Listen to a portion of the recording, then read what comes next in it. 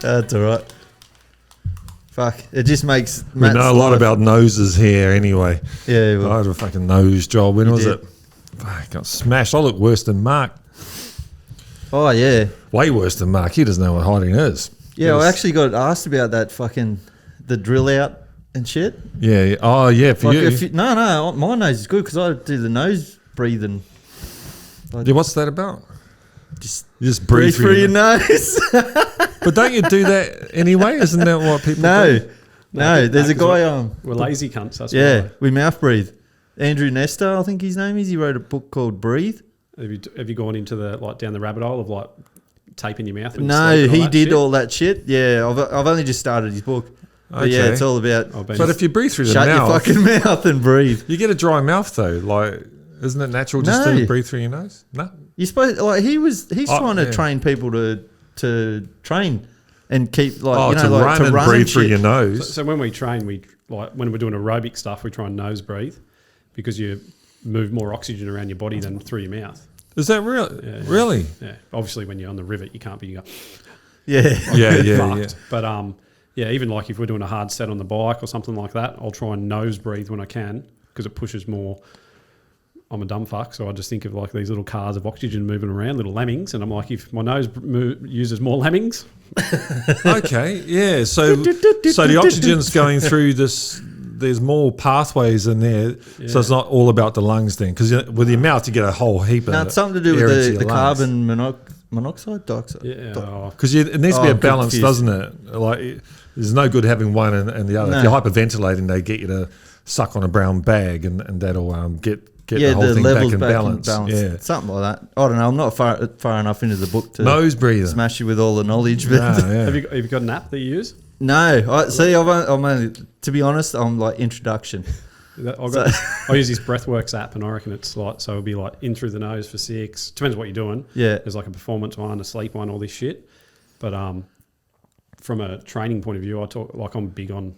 I'm not like a mad guru at it. Yeah. Do this Wim Hof shit and all the rest of You it. haven't done fuck. Wim Hof? I love Wim. He does it. I haven't done it for like 3 days, and I've been cranky, and I just realised now what the fuck's wrong with me. I haven't done my breathing, and I haven't done the cold showers and all that because we're doing all this shit with the house. And I just, Do you do any of that cold shock therapy? And I'll do like just ice baths and stuff like that, but I Yeah. haven't really gone down the avenue so much of like the Wim Hof stuff and more from I've got like boots and stuff that I use for recovery and things like that, but I haven't been down that avenue. Yeah, but I think yeah. it's similar, but I think it's a bit different in the sense of because when you do your stuff, don't you do like you do breath holds and all that sort of stuff? yeah. Basically, deep hyperventilation. It's not hyperventilation because you're not you're not hyper, but 30 huge breaths, then hold, man. Just lay there and push it. And like you want to get yourself dizzy from that, and then hold it. And yeah, when I first heard about it, I thought, oh, this is bullshit because all you're doing is you're fucking up your CO2 matrix with, and then you're just feeling dizzy and that. But I think because you hold your breath afterwards, something happens where they reconnect, and fuck it works for me, man. It's a great way to start the morning. yeah, whatever works, eh? Like, Yeah. doesn't matter what you do. Do it and I hold my breath 3.5 minutes now, fucking easy, That's fucking from someone that was 30 seconds, and I used to be like, Yeah, fucking, that's fucking 3.5 minutes. It's insane, eh? fucking the first time I did it, I held it for 2.5 minutes, man, and I'm like, and that's from zero, from unfit arsehole, So I hate to know how long he can do it, but good on him because he says it's not a competition. I'm not going to tell you how long I do it. It's about the effect. Do you feel good after it? And Yeah. I'm like, yeah, I fucking do, man. Well, they do those competitions called static hypoxia where they do it in the pool. I read some. Okay, yeah. I'll read some shit sometimes. And they just sort of lay in a pool and they turn over, and every minute the partner will hit them, and they've got to lift their finger up to say I'm still conscious. Okay, yeah. The dudes do it for 13 minutes. Fucking hell. Yeah. 13 minutes. That's insane. Obviously, you're not moving. You know what I mean? Because Yeah. you got your divers that do all that stuff, but I'm guessing it'd be harder for them because How far under are these? Just at the no, these guys just do it at the surface. So they just pretty much they do this gulping shit. I don't know what it's like, storing oxygen. Yeah. And they roll and they just sit there. And that's the competition. You'd see the heart rate would just fucking drop down. Fuck. Be nothing, barely going. Yeah. A real zen state, You know Lomachenko, the Yeah, Ukrainian boxer. Ukrainian He cat. does he does 3 minutes, but he's kind of like trying to rush himself, so he's trying to burn all that oxygen because it's 3 minutes holding your breath and exercising. Yeah, so it's like a flurry in boxing. You know, like Yeah, trying that to works. push past that Well, if busting point kind with of the thing. Hoffy thing, let's say you only got 4 minutes to do something, do like 30 hardcore breaths as hard as you can sitting there, Yeah. and then press ups, man. Hold your breath and just pump as many press ups. And I'm shit house at press ups, but I did 40 press ups, man, which for me is a fucking unbelievable. hell. And like boom, boom, boom, and your face feels like it's going to have this orgasm, like your blood is going to explode. It's fucking like you're. I don't know. I think you'd know a hell of a lot more, but it's mental fatigue seems to be for me the issue. You know, I'm unfit and all that, but my brain says no, you can't do this, and then I just can't fucking do it. You know, but when you're your holding brain your lies. breath and you're just buzzing out, you can do a lot, man. It's Your brain will lie to you as much. As much as it'll it trick can, you. tell you to stop. It's an asshole. You must know a bit about that. Well, my wife's a sports psychologist as Oh, well. So fucking there you go. I just use her on tap. Like, especially when I'll probably talk about it a bit when about the world champ stuff. But we're doing like a lot of visualization. I had a heart rate strap on just in the lounge room, and like my max heart rate would be about 175. We could sit at 150. Yeah. And I'm just laying on the carpet, wasn't even moving. I'd be sitting there just perspiring, sweating my ass off. Shit. And we just talked about me like visualizing that I was in the race, and we even talked like she'd be talking to me, and she'd be like, we're walking down. I'd never fucking been to Auckland, New Zealand in my life. Yeah. And I looked at like Google Maps shit and all the rest of it. So I was there. She talked about us walking down. You can smell the wetsuits, and we just went through all this shit. First time I did it, we did 15 seconds, and I'm like, what's this shit? Yeah, nothing was happening. Did it again. I could do it for an hour, and I'd be at 150 beats and not even Fucking moving. hell. So the mind is just completely controlling the body, isn't it? You trick the mind into thinking it's doing something, and away it goes. Yeah, that's The it. body follows. There's a hypnotist, or is kind of psychologist hypnotist from the 70s, and I've seen footage of him hypnotizing someone. I think it was like a show in that, but he did it in front of cameras and stuff as well. And then he'd say, okay, he'd get a pencil and say, okay, this is a cigarette. I'm going to put it out on your arm. Boom, out in the arm. Fucking blister come up straight away, man. Whoa. It was just a fucking pencil. So Yeah. it says a lot about recovery and things like that. And that's what Wim Hof reckons he's tapping into with his breathing. Like they injected him with E. coli, which should have knocked him out for 6 hours. Deep breathing, he said, I can now access my adrenaline glands. I can burn this away. Fucking burns it away. And they said, oh, you're just a genetic freak. And he goes, okay, give me 12 people. Gave him 12 people. He fucking trained them up 1 week. They injected all them with E. coli. Fucking burnt it all out, man. Whereas before them, there'd been 15,000 people injected with this thing, and they all got sick as a dog for 6 hours. Fuck. I think these people that want to be sick will be sick. That's obviously, I don't know. If they ring me up and tell me I've got a brain tumor and the rest of it, like this with a naturopath, I'm not going to rub up against a palm tree and think it's going to save me life, sort of thing. But like, I still think there's a big impact on what you think. Oh, of course. Yeah, well, for sure. Yeah. Well, placebo, people say, oh, it's the placebo effect. It's strong, is that... But the thing is, placebo effect is an effect. They're not saying, oh, it didn't work and you're not cured of cancer. They're saying, well, it was this placebo, which what does that mean? It means the mind fucking cured you. You cured yourself. Yeah. And if you can tap into that somehow, I did a medical trials when I was over in England and broke, and they were telling me then that 15% of all people in the medical trial will cure themselves. Yeah. So, they have to take 15% either way. Because it's They believe in the story that the story they're going to get cured. There's another idea. Let's say you're sick as a dog and got to go to work and take the day off, and then you call up to go to the doctor and he takes the appointment. Then you start feeling better. It's like it happens all the time, man. It's because you let your body know that you're going to get healed soon. It's a classic one where you eat some bad food. You're a caveman. You've eaten some bad food. You got diarrhea. You're shitting everywhere and you're sick as, and then you hear a fucking growl like that, and you turn around, there's a fucking tiger. Your body instantly stops shitting. It puts you in a state of stress, and off you fucking go. The adrenaline takes over, fight or flight, and then you don't start shitting again until you're completely safe. And or relaxed. Relaxed. And so it's those stress levels that actually stop your healing, man. Because I did read about a gunfight in Iraq, and the guy writing the book said he had mad diarrhea. So in between like firing, this is what he wrote. He was dropping his DAX and just kind of letting it go. So he was probably either maybe like just super relaxed that he could do that, relieve himself and just continue on maybe. You got to do what you got to do. Yeah, well, anyway, welcome to the show, Nathan.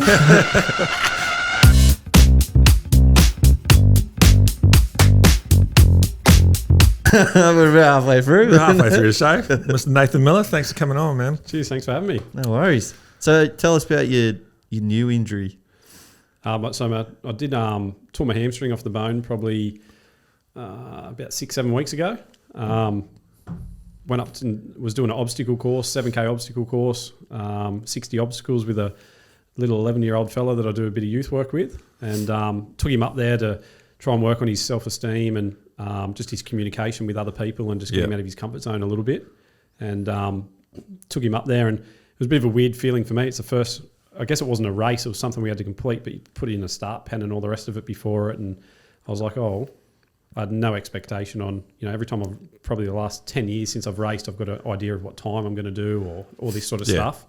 And I was like, this is heaps cool.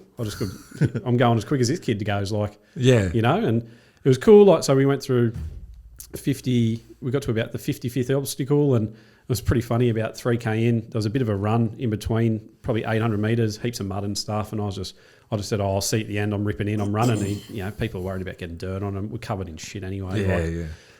Anyway, I ran to the end and I was waiting for him at the next obstacle, and I turn around and he looks at me, he just flicks his foot up and he goes, I lost my shoe, Nate. Just had his sock, eh? And I'm like, we're only about halfway. He goes, what do I do? And I said, mate, we've got to finish no matter what. Like, do you want my shoe or what do you want to do? Like, you want to tie that sock on or something? Like, and he was like, I said, mate, don't worry about it. We'll get you a new pair of shoes. I'm not worried about that. Like, we've just got to keep moving. He was like, righto. And then funny enough, they had these big half pipe things like Ninja Warrior style, and they have at most of the obstacles they'd have something small, medium and big sort of thing. Good old Nathan Miller, ego number one. I'm like, fuck, I haven't seen many people have a crack at that big one. I'll have a crack. So anyway, I ran and just airborne, nowhere near it, kidding myself. Hit the pipe and then just felt this felt a bang. I thought it was a cramp, but a couple of days later after scans and all the rest of it, they said tore my hamstring off the bone. Did you feel it go pop? Because it's like elastic, isn't it? Like a bang like that. Yeah, but I think because there was music going on and you had to get out of the road and all this sort of stuff, I just felt like it was just a really bad cramp. And then lucky enough, they reckon it's sort of, torn like a piece of paper, and they reckon that one part of the end, or from the surgeon I saw, he reckons that one part of it's still attached a little bit. So there was like a 3 centimetre separation at one end and still a bit of an impingement stuck there. Yeah. So I've just been doing rehab, and he reckons that it'll grow back. Or they didn't have to stick it back on, or no? He said if it fully, he goes, we'll do the rehab pretty hard. And like from when it first happened, like I couldn't walk, I couldn't even sit in the toilet or anything like that. I was just out of it. But I saw him 10 days later, and he said if there's not much of an improvement, then I'll just we'll do rehab pretty hard. But he goes, if you come back and there's not an improvement, then I'll just cut you open, pull it up, and then staple it onto your pretty much your hip bone. Yeah, and then that's where it's got to stay, and then you'll be right. It's like a carpentry course, eh? Yeah, we'll just staple it on there. Pretty brutal, eh, when you look at it. But that's pretty much what he said. It was like just a curtain, like just pull it up, whack a couple of staples in, and she'll grow back on. I'm sitting there going, okay. It was good though. Like I'd my physio down here had sent me to this guy, and he only works with hamstrings, knees, and that's it. And primo, yeah. He was supposedly one of Australia's best at what he does, and it was good. I didn't want to be treated special, but I just wanted something for acknowledge, the case that we do and all the rest of it. He'd mainly worked with AFL and footy players and stuff like that, but when I explained what we did and whatnot, he was actually Tommy Trbojevic from Manly that's heaps of hamstring problems. He's surgeon. When he told me that, I'm like, didn't he just do his hamstring again, running down on the piss? Like he was racing some guys in the newspapers not long ago. Yeah. I said, that's not very comforting. Like, that should not be on your resume. No. And he goes, no, but like we rehabbed him. He didn't need surgery and all the rest of it. So I got a fair bit more confidence from it because, their NRL players are explosive and all the rest of it.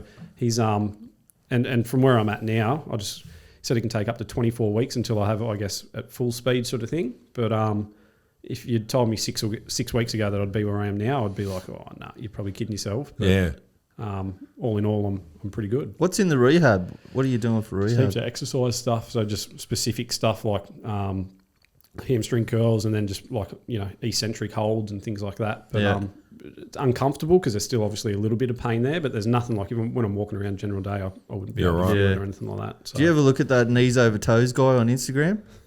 Oh no, but holy shit. What's the deal with that? It's pretty new lately.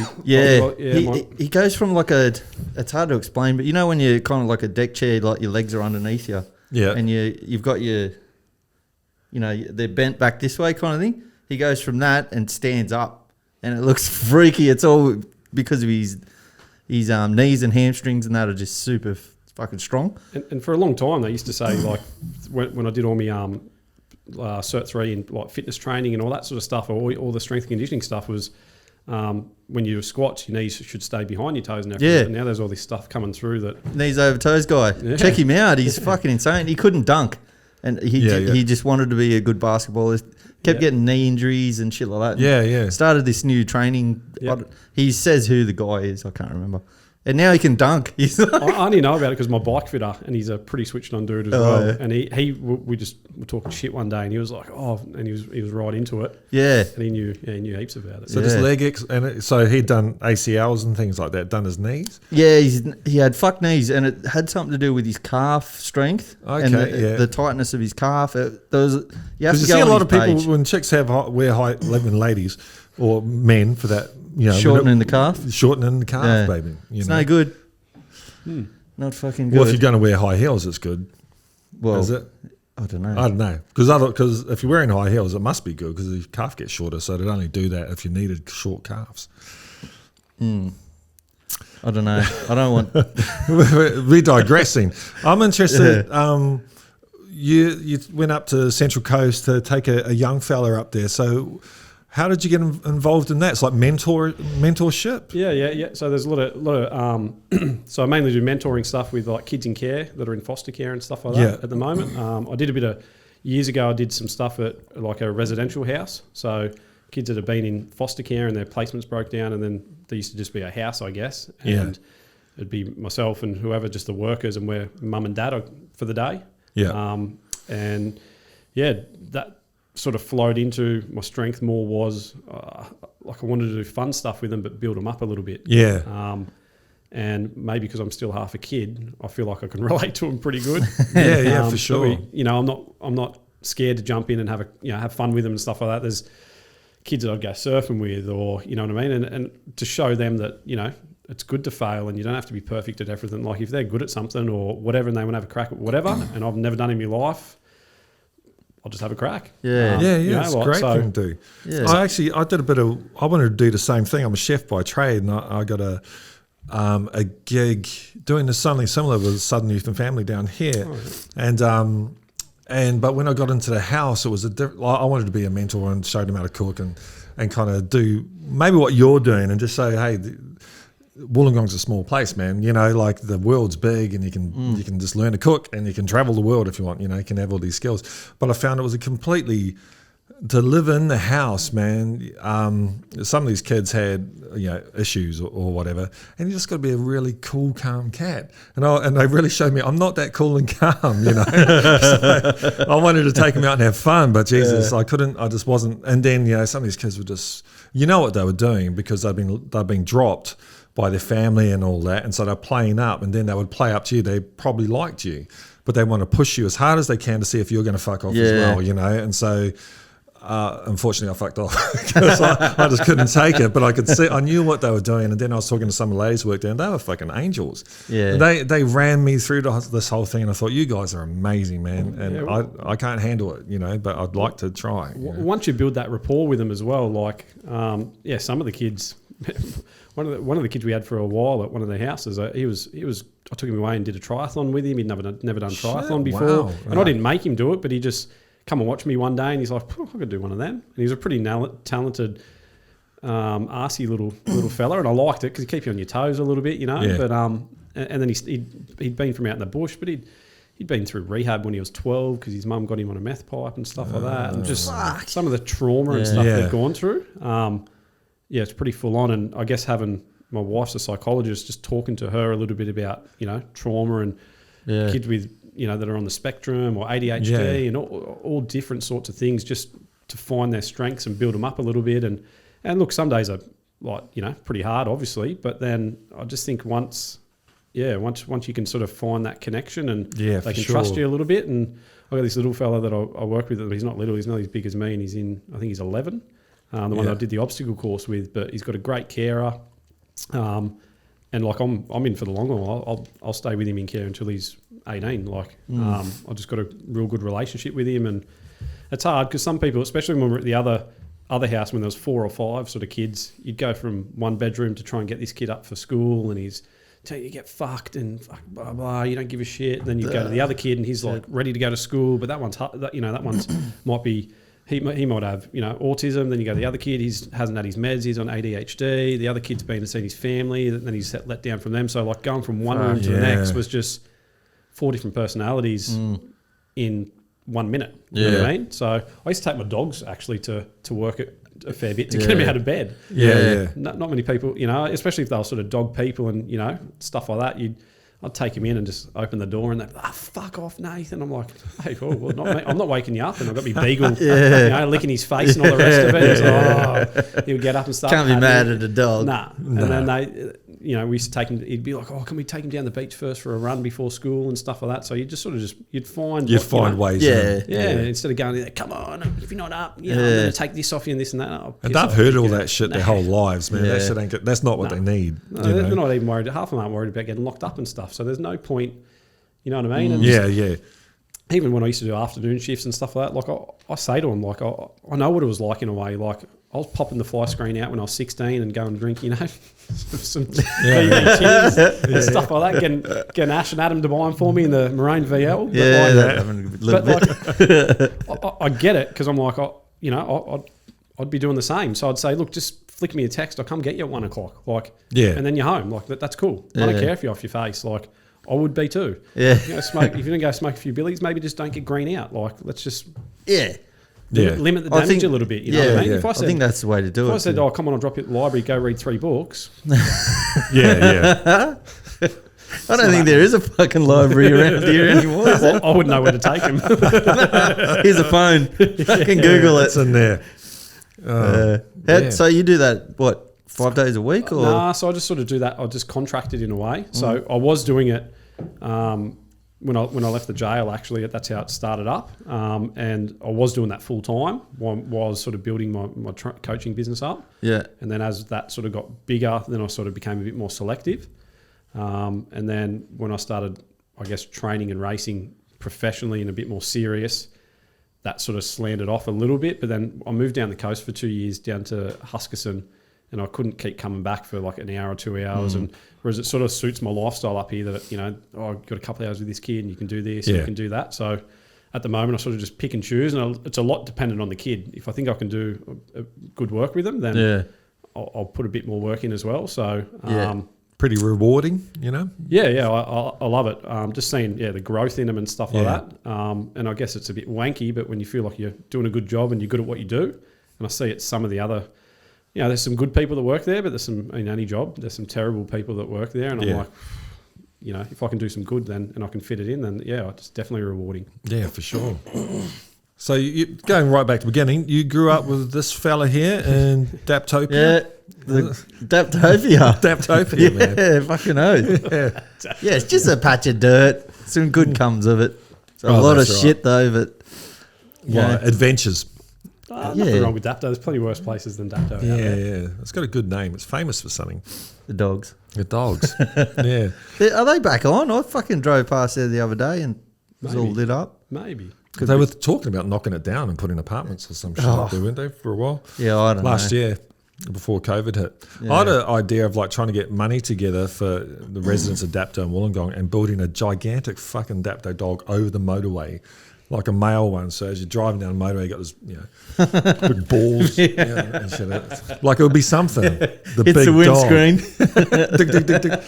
Fucking big one. Rubber sack. There's something to think about. We might be able to start something there. What jail were you at? So I worked at Long Bay for maybe 6 years. Oh, you had a second Long Bay. Yeah, I was going to say, we had a guy on a couple of weeks ago, Eddie, and he was worked there for a while as well, wasn't 10 years, was it? Yeah. He did a while, yeah. So you did 5 years there? Yeah, from 2006 to 2011. Yeah, I think Eddie was a bit early, isn't it? Late 80s, 90s, I think. How'd you like it? Did you... Yeah, so you come straight out of the jail, from the army...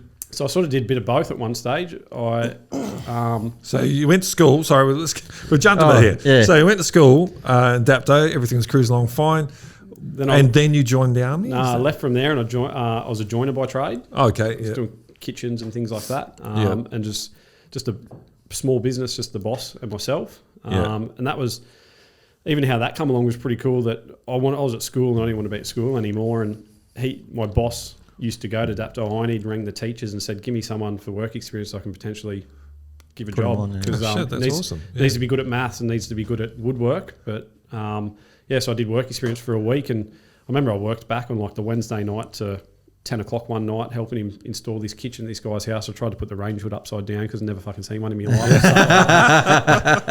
We don't have them in that though. Just a hole in the roof. And I finished my work experience and he gave me an envelope and said to me, just open it up when you get home, whatever. Thanks for the week, blah, blah, blah. So I got about 200 metres around the corner and opened that envelope up straight away. And he gave me a bit of cash and wrote a letter saying if you want to leave school or if you want to do year 12, because I'd finished year 11. I think it was the last week of year 11 work experience. And and he said, if you want to do year 12 and work part-time or whatever you want to do, we're happy to work in with you. So he's good in that sense as well. And I was like, nah, I'll fucking I'm out here. I'll start tomorrow if I can. Yeah. So I worked with him and he was pretty like cool boss, as in I had my own keys to the workshop probably within my second year. And as long as I do my hours, if the surf was good, there'd be times that I would have surfed and then come to work later if we didn't have a job and things like that. And then the other way, if things were busy, I'd try and work my ass off and stuff like that. But he was pretty good in a sense of that. I guess that communication was good, and that's how I got my job, I guess, in the first place. From there's plenty of dickhead teachers, but there was some that were all right as well. That that sort of funneled me, to get that job. Yeah. And then even having a good relationship with my boss that, I'd house sit when him and his missus would go away and things like that. And they really sort of took me on as a father figure and mother figure, I guess. Only 10 years older than me, but we'll say he's old, good old Jamie. Yeah. And then he sort of said to me towards the end of my apprenticeship, he goes, look, I'm thinking about selling the business or I'm going to get out. Yeah. Maybe you start thinking about what you want to do. And he had a good mate that was had some stuff to do with the SAS and whatnot from Perth. And I'd met him a few times and he was I didn't really know much about the army, but I knew enough, and I was sort of just like, I didn't have a fucking clue what I wanted to do. So he said, well, how about you start with some reserve stuff, get your foot in the door. When I spoke to his mate, he said, look, just get your foot in the door, and everyone wants to be a special forces and commando, and fucking everyone watches TV and thinks they're fucking legends. Like, just Chuck Norris. Yeah, see how you go. So I did some training with him and stuff like that, and even my boss, I was doing pack marches with him up Huntley Hill climb and stuff like that, training for it, because he was pretty. Just for basic training, and to be honest, when I finally got there, I actually lost fitness, I reckon, because I probably trained way too much for it. Me and this guy from Morris, I remember at basic training at Kapuka, everyone be going to bed and stuff, and we were pumping out extra push-ups and sit-ups and shit in the room because I'm like, fuck, I don't want to get unfit. Other dudes are busted because they're like, so I started out just general infantry, and I guess back then reserves and full-time all just went together. I think we did maybe 8 weeks.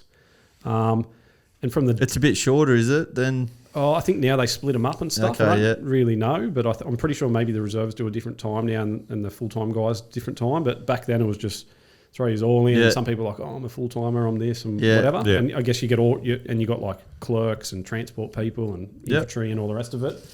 But I didn't find physically very hard at all, and I didn't find it the discipline side of things, because my home life was pretty disciplined in that sense anyway. So I found that side of things piss easy as well. So basic training in that sense was pretty easy. And then we did some stuff up at Singleton and in Queensland, which is your IET training, which is your infantry training. So you're digging in and you start using all your weapons and all that sort of stuff. And that's when I found out that I joined the army as an infantry soldier, and I was a shit shot. Like I was fucking hopeless, man. Really? And then and I didn't even enjoy going to the range. We'd be there for hours and you just shooting, like trying to get better and stuff. And I'm like, so as an infantry soldier, you've got to get 20 rounds at 150 mil. That's your grouping size. Okay. And then the rest of the army, I think, is 200 mil. So it's a little bit, I guess, because it's your job, you probably should shoot all right. Yeah. But I'd be happy if I got 149.9. Fucking I'm out of there. Just bang, bang, get me 20 rounds off. See you later. Sit back. I'm not doing this shit. What was the rifle you were using? I used to use a Steyr. They still use them now, I think, don't they? But they just upgraded them, I think. Okay. I've still got a few mates that are in there now. But just a 5.56 semi-automatic. 30 round magazine. But like some of my mates, you know, they get woodies over that shit, and they're like, Yeah. and then like we got, you know, it was pretty cool throwing a grenade, but to me, just throwing a grenade was like throwing a baseball. Like, Yeah. you know? Yeah. The only bet, I guess, on that training camp, I remember our sergeant was like, if anyone can get 5 grenades through this thing, I'm putting on piss for everyone, you know? And we were like, sweet. And they're like, Miller, you're throwing it. 'Cause, Yeah. you know, having Yeah. the right Picture. arm from playing baseball and stuff. And we had to get it through this, it was sort of like a sleepers with a big 1 metre square sort of hole through it. Yeah. Fucking, up, bang, pin off, got one through, and all the boys, like we had 60 people sitting there watching me. I'm like, fuck, here we go. Yeah. We got 4 through there, and he's looking at me, the sergeant. I'm like, oh. Are you going to do it? Don't do it. Dad said it was like a movie, just pegged it, hit the thing, and then just bounced back out. And he's like, So they weren't live. yeah. They were live. Yeah. Oh shit. Yeah. So Peg a grenade out. Yep. how far? What's a grenade explosion? How big is the? I is think the it had like bang, a 6 metre. See, this is the stuff that you have to know, your tab data stuff, like that absorbing of information. So I'm pretty sure it was like an F1 grenade was like a 6 metre kill radius, and then a secondary kill radius, like fatality radius was 9 metres, and then 12 metres was fragmentation, 15 metres was secondary frag, and then you had to know, you know, your stires weighs this much, and then loaded, not loaded. It's got a range of this, blah, blah, blah. And I understand it because you needed to know so much from, you know, especially if the enemy's coming at you, what weapons they got, how far they can hit you from. Are your mates there and stuff like that? And what else? Used to like rocket launchers and stuff like that you'd shoot at they'd have a truck out there and stuff. That was pretty cool. Like a You can do that in RPG. Cambodia too. At a cow. yeah. If you pay the right money. Yeah. You eat it afterwards, man. Just go walk around picking it up. But yeah, that stuff was pretty cool. And so I was doing all that while I was in my last year of my apprenticeship, and my boss, you know, you get looked after from. So both that was sides the as well. reserves. Yeah, so I just started off with that, and then I was waiting to funnel in. I was going to go full time after that. Yeah. I wanted to become. I still was a bit. I was maybe maybe I'll go special forces and all the rest of it, or maybe train up for the Carter course. And I had a few mates that had gone through and things like that. What's the Carter course? So it's just like a selection course. I don't even know what it's called now. Sort of like they do like a 2-week course and all the rest of it. But in saying that, I like the physical side of things. Like I loved it, you know, get your 30, you know, chuck your pack on, let's go 30 Ks. And I like the personal suffering. And I sort of liked, I guess I'm a bit sick in the head that I liked everyone suffering around me as well. And, you know, just the bitching and moaning and all the rest of it. And I'm like, fuck, come on. But the accomplishment at the end of it, and, you know, you that mateship and all the rest of it with your mates, you know, I made some friends for life, I guess, in that sense that some of the shit you go through. And I remember on the end of our infantry course, we had to dig in a place in Queensland, and it fucking rained non-stop, and you had to dig in. So it'd be like 3 meters. Oh, sorry, not 3 meters, about 2 meters deep, and like full old school, like they would have done back in the day. And you're pretty much on your guts the whole time for 3 days, just digging through the whole night, and you got to sleep in and the rest of it. But it rained that much that it flooded, so every morning we couldn't sleep in there. It would be up to your nipples just in water. Fuck, the Somme.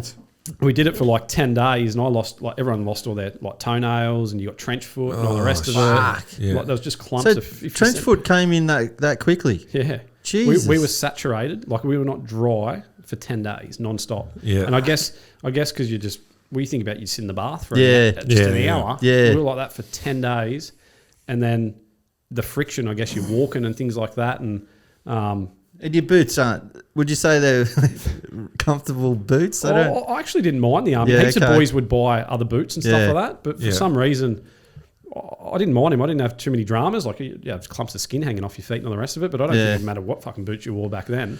So did that, and that was all good, and I was still just a bit lost in what I wanted to do. So I started talking to my one of the army bosses back here, and he's just like, let's just put you on some courses. So back then, I don't know what it's really like now, but you could sort of just pick and choose. And if you had a good like sergeant or warrant officer at your training depot just here in Wollongong, they just put you on shit. So I was going away for like 3 months. I go to a mortar course, and I go to a DFSW, direct fire support weapon course, so like all your machine guns and things like that. Then we'll send you on a transport course. And I ended up doing that for probably 2 years, that I was just going here. I'd live in Townsville for 3 months, and I'd come back, and then I'd go to South Australia, and then I'd come back, and then I'd go to Victoria. Like, Sweet. I didn't really I just didn't know what I wanted to do. So you could sort of he could pick stuff, or you just go as an enemy party to the special forces guys for a little bit. Probably not recommended, because they just ragdolled you and threw you around and shit. It was pretty cool to see that some of the stuff they do and stuff as well. Is it? Can you tell the difference in levels, like from a good soldier to from the SAS guys to where you were coming just the from? way they operate and stuff like that. Where you're just like, holy fuck. They just live and breathe it. Like, Yeah. and even as I went through, I reckon that's where I started looking at, and I'm like, this isn't like they're getting a woody over doing like, you know, just your drills with your weapon and stuff like that. I couldn't even go in the range because I just wanted to quickly pass and get the fuck out of there. Yeah, So it kind of sounds like you wanted to just do all the exercise training. yeah, like, and that's like people ask now and they watch like SAS Australia and all this sort of stuff, and I'm no Chappelle I got all this. Is she on it? Is she? She was Oh, fucking shit. So she can join. I got the respect for what they do, but I guess if you're not passionate about it, then at some stage that's going to give in and go, why the fuck am I here? Well, I think that goes with any job, really. If you're not passionate about it, you're going to... Even if you're good at it, it doesn't matter. Like, I was a good chef, but I couldn't give a fuck about it. You know, like, it was just because I was good at it doesn't mean it's something I should do for the rest of my life, you know? That's right. So I was a bit lost in what I wanted to do, and I did that for... Any one of these? Yeah, there's one more. You got to enjoy that. Yeah. So I did that for did that for a fair bit, and then I still wasn't sure what I wanted to do, and then I came back for a summer, and I said to me mate, he worked at a car yard in town, Matty Felvis. I don't know if you remember him, but I just rang him up and I said, "Oh, can you give me a job? Like, I don't want to be a car salesman, but fuck, I don't know, give me something over summer." And because I just, you know, there wasn't any army courses over that period of time and stuff, and he was like, "Yeah, I'll just wash a couple of cars and deliver some cars and stuff like that." I was like, "Yeah, sweet, surf and do that, whatever." And then I came into the office one day. I did it for like 2 months or whatever, and he was like, "Oh, filling out some paperwork." So what are you doing? And he goes, "Oh, his old man worked at Long Bay and he'd been there, you know, for forever." And I said, "Oh, got a spare one? I'll just fill that out too, eh?" Yeah. And he was like, "Yeah, right, eh?" I had no fucking idea what I was doing. So I filled the paperwork out, chucked it in, and then I think it was about a week later we went and done the testing, and it was pretty similar to the military, all your psych test and all your like your maths and English stuff and all your other testing and that. And I just didn't really think anything of it. I was just like, fuck, whatever. Like, I don't know. I was just living at my nan's and just cruising. Like, I'd been away for a year. I just had no ties to whatever. And then it was probably, maybe another 2 weeks after that, I was away on a course, actually. I went away on another driving course with the Army. I got a phone call and they said, "Oh, can you come in for an interview?" And lucky I just got back and I said to my warrant officer, "So can I have a day's leave? I need to go do this interview." And it was funny enough that he used to be a prison officer back years ago. Did he really? Yeah, before he was in the Army. And he goes, "Yeah, you're going to be a little screw off you go." Like, blah, blah, blah. So I was pretty lucky in that sense. It's sort of just all aligned. And I went in and did the test and interview. Yep, sweet, no worries. And then probably 2 weeks later, so in a range of probably maybe 4 to 6 weeks. And the next minute I'm doing 3 months at the Brush Farm Academy, which is, I guess, like the Goulburn Police Academy equivalent to the jail system up at Eastwood at Ryde there. And I'm like, sitting in my dorm, and I'm like, how the fuck this happened?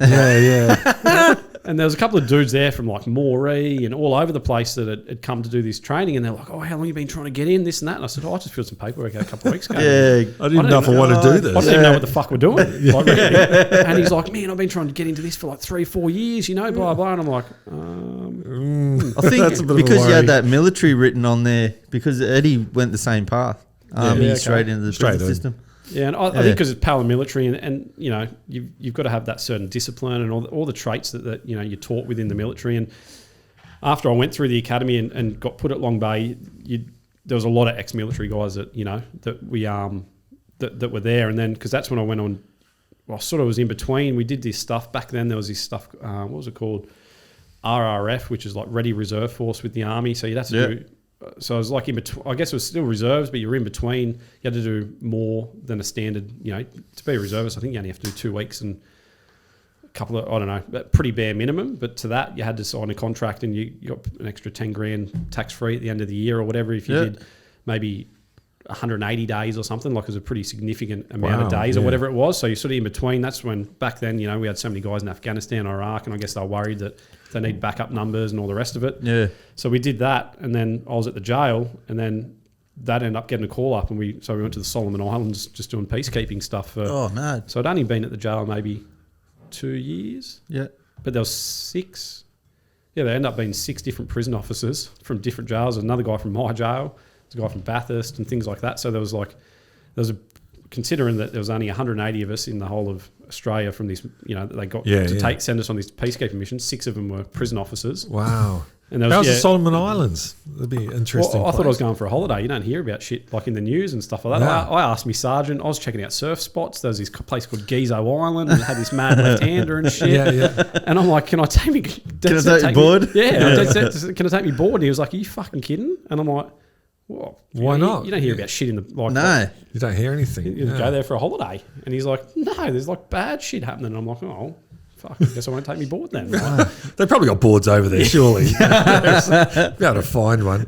What was? I don't remember the Solomon Island I peacekeeping. think we're still there. Yeah, what was kicking off there? I can't. I had a lot of just unrest, like political unrest Yeah. within there, and I guess it's similar to East Timor. We're trying to keep, Corrupt government, is it? yeah. But at one stage, I know we did some Overwatch over the prison, and I'm like, why are we doing Overwatch over the prison? They're like, oh, because a couple of years ago they just went in, they just let them all out. yeah. Some guy knew blah blah, and they just even like we'd rock up because we really were there just to help, I guess, the federal coppers, but then. And I guess we've got, the army's got bigger guns and all the rest of it, but you'd help the local police guys just extra manpower in that sense. Yeah. So we'd go out and it could be just domestic violence stuff or whatever. But the problem is you'd say, all right, we're going to go out to this police station, meet you at 10 o'clock or whatever. We'd get out there, we'd be fucking waiting like 2.5 hours. Yeah. Where is he? And he comes in, he's been out for a swim. Island time. Where you baby. been, man? He's like, yeah. And then also, I'll always go to another job and you're like, where's your uniform? And he goes, oh, Jonesy wanted to borrow it, fuck. So we just let him take it for the day. I'm like, but he's not even a copper. And he's like, yeah, I know. It's funny. It's just that relaxed. Yeah, island time. I Island remember time. in Brazil, and we paid this guy all this money to go watch some fucking soccer and that.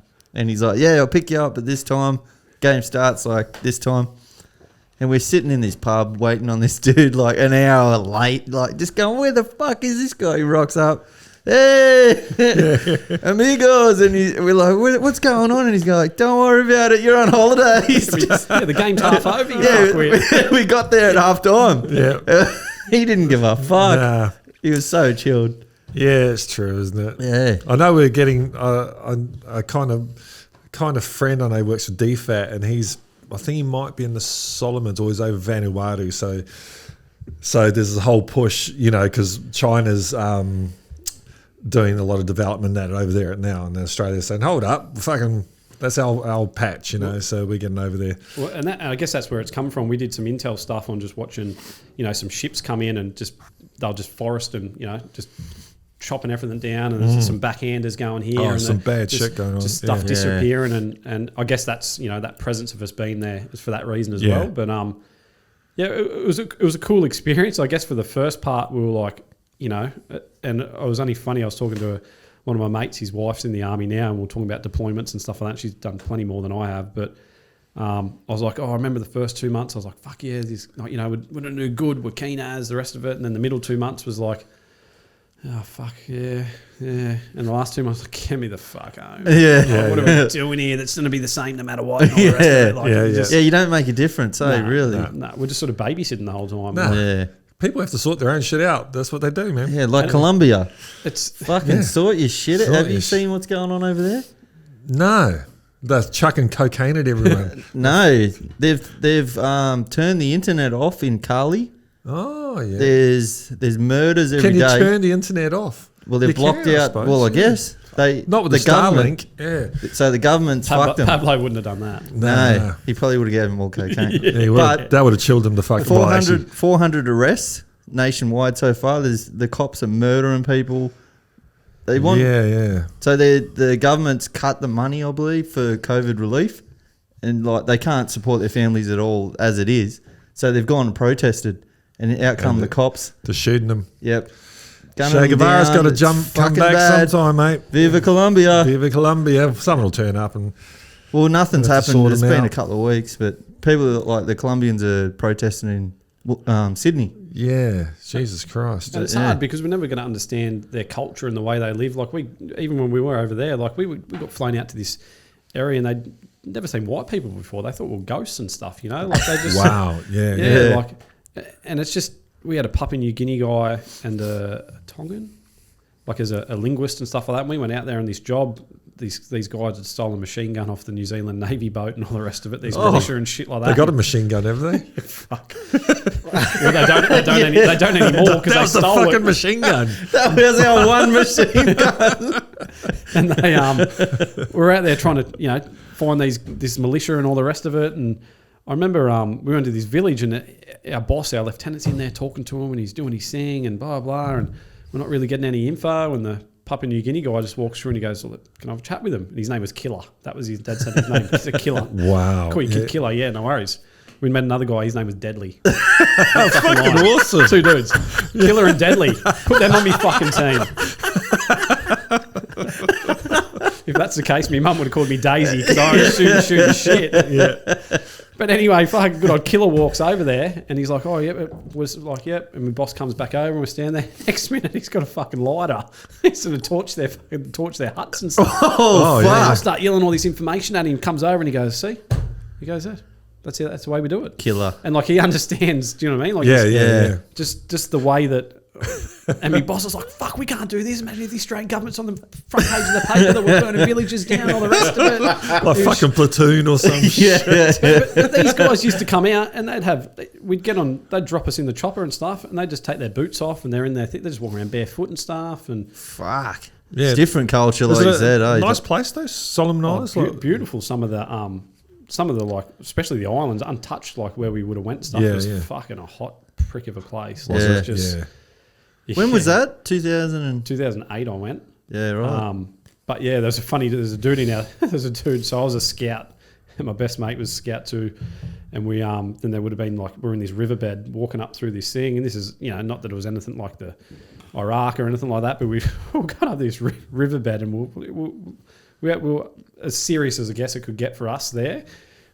Looking for these guys and all the rest of it. And our section commander's, blah, blah, blah, saying to Sheeny, who is our comms guy, we got to call in our, location, all the rest of it. Sheeny, lockstat, blah, blah, and he's telling him. We dead set, we all turned around. This fucker could sleep anywhere, man. He was sleeping standing up, leaning against the river. He was in the creek, man. Yeah. We had to wake him up and shit. Like, anytime we got to sleep, you'd say, we woke him up one day back at base and a rat had eaten half his fucking shirt off the side of his thing while he was asleep. Fucking hell. He slept through fucking anything. Anything. And I'm shit when it comes to that. I could, all the training we used to do, if you get like 20 minutes and they'd go, "All right, boys, bags down, packs down, all the rest of it, you can chill out." Heaps of dudes could just bang. Sheeny just put his arm out, fucking sleep on his arm. That was his pillow. Yeah. But Fuck. we were talking earlier about trench foot and things like that. Dead set pulled his boot off. The medic came around to us one day and he wanted to check our feet and all the rest of it. And we were pretty vigilant over there because, you pretty much live on your feet so much. Yeah. He dead set took his sole off his foot and his whole sole came as like an inner sole, man. In the sock. Like the whole thing. Like it was just one big whole sheet, like his foot. Oh shit. And he's like, "Oh." And they're like, "When did you take..." Well, we'd been out there for like He hadn't taken his shoes He off. didn't take his shoes off once. Fucking hell. And I was taking mine off 10 times a day and I'm putting in the sun and shit. Yeah, one at a yeah. time Drying and it stuff like out, that. And he's yeah. just like, just... Oh yeah. He's a lawyer or something now. Like, he's a smart Holy dude. And I'm like, "Don't give a fuck. fuck about your feet, but like, tough as Just got nails. stumps. Yeah. Tough as nails, but just, yeah.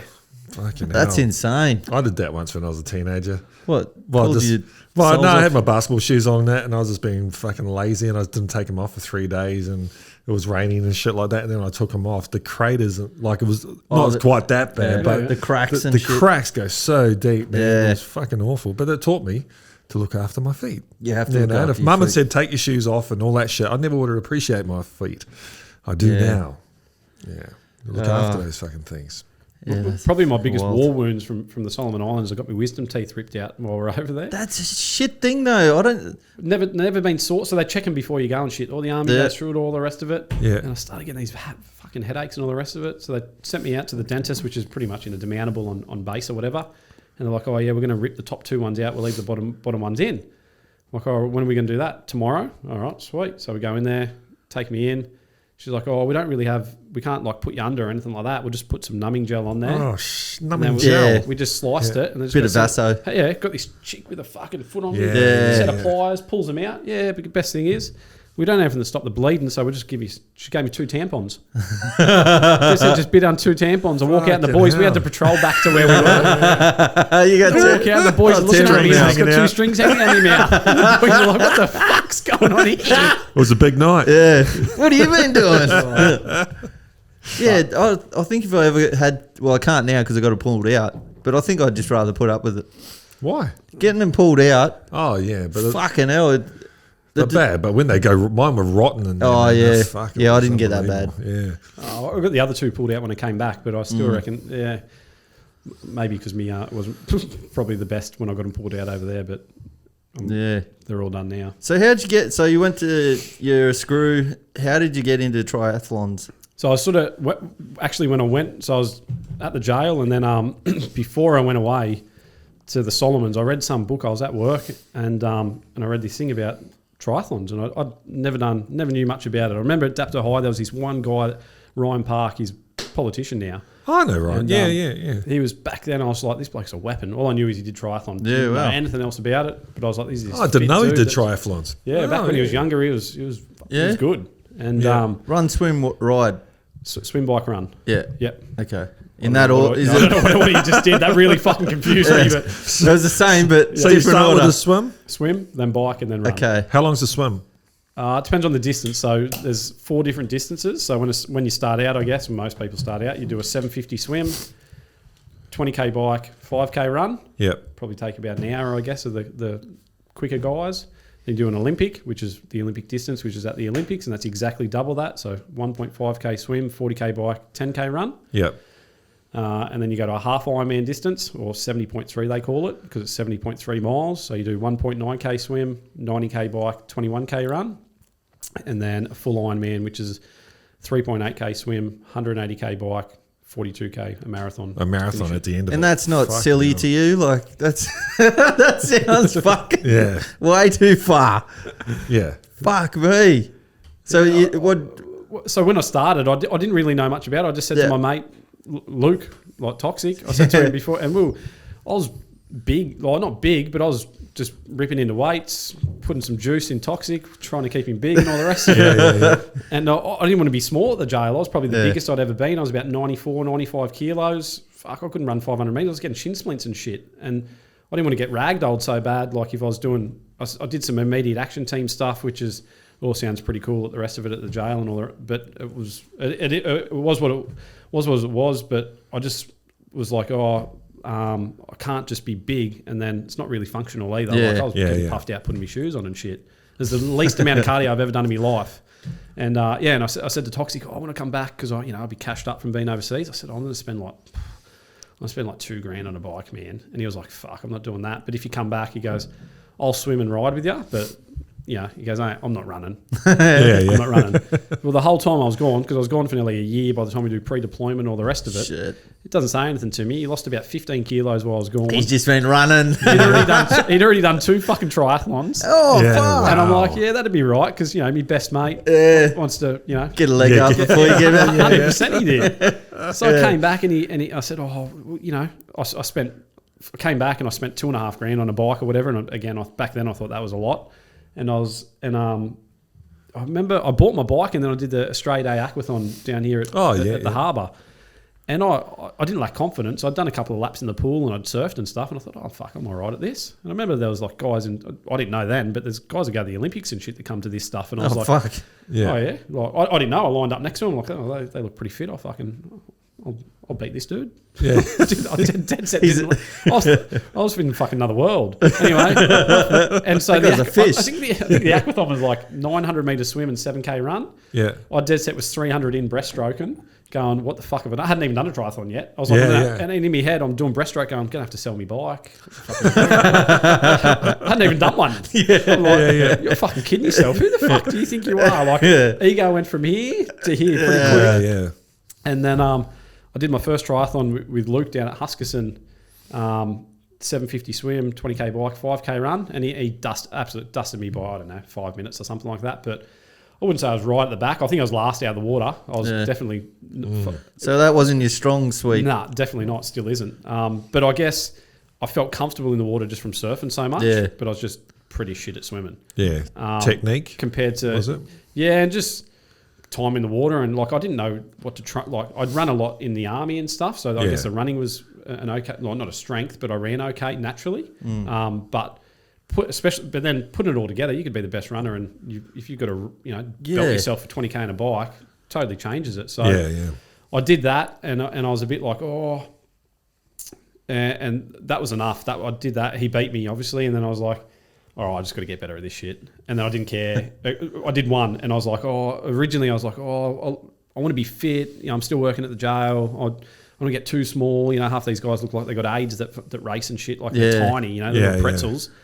And then, I did one, and that was it. I didn't give a fuck what I looked like. Yeah, I got to beat Toxic, and so then I want to start beating people. Just because you had a vendetta against Toxic, not so much wanted to get into it. But that's what I wanted to beat him. He was my first in the line to catch, I guess.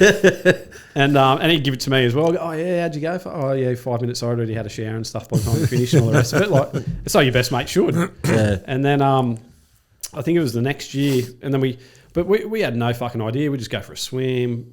We'd rock up after work and go, what do you want to do? I don't know. We'd just go for a bike ride, I guess. Like we're just doing whatever.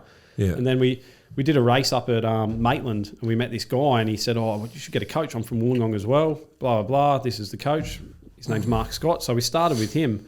And then he said to us, it's funny. He tells us a story that he goes, Toxie's got his sleeve and all the rest of it. And he goes, I thought you were bikies taking the piss when you come in to see us. Because he goes like, you aren't typical triathletes. We've got this guy that fucking works at a jail. This other guy's jacked off his head, like, what the fuck are these guys doing triathlon?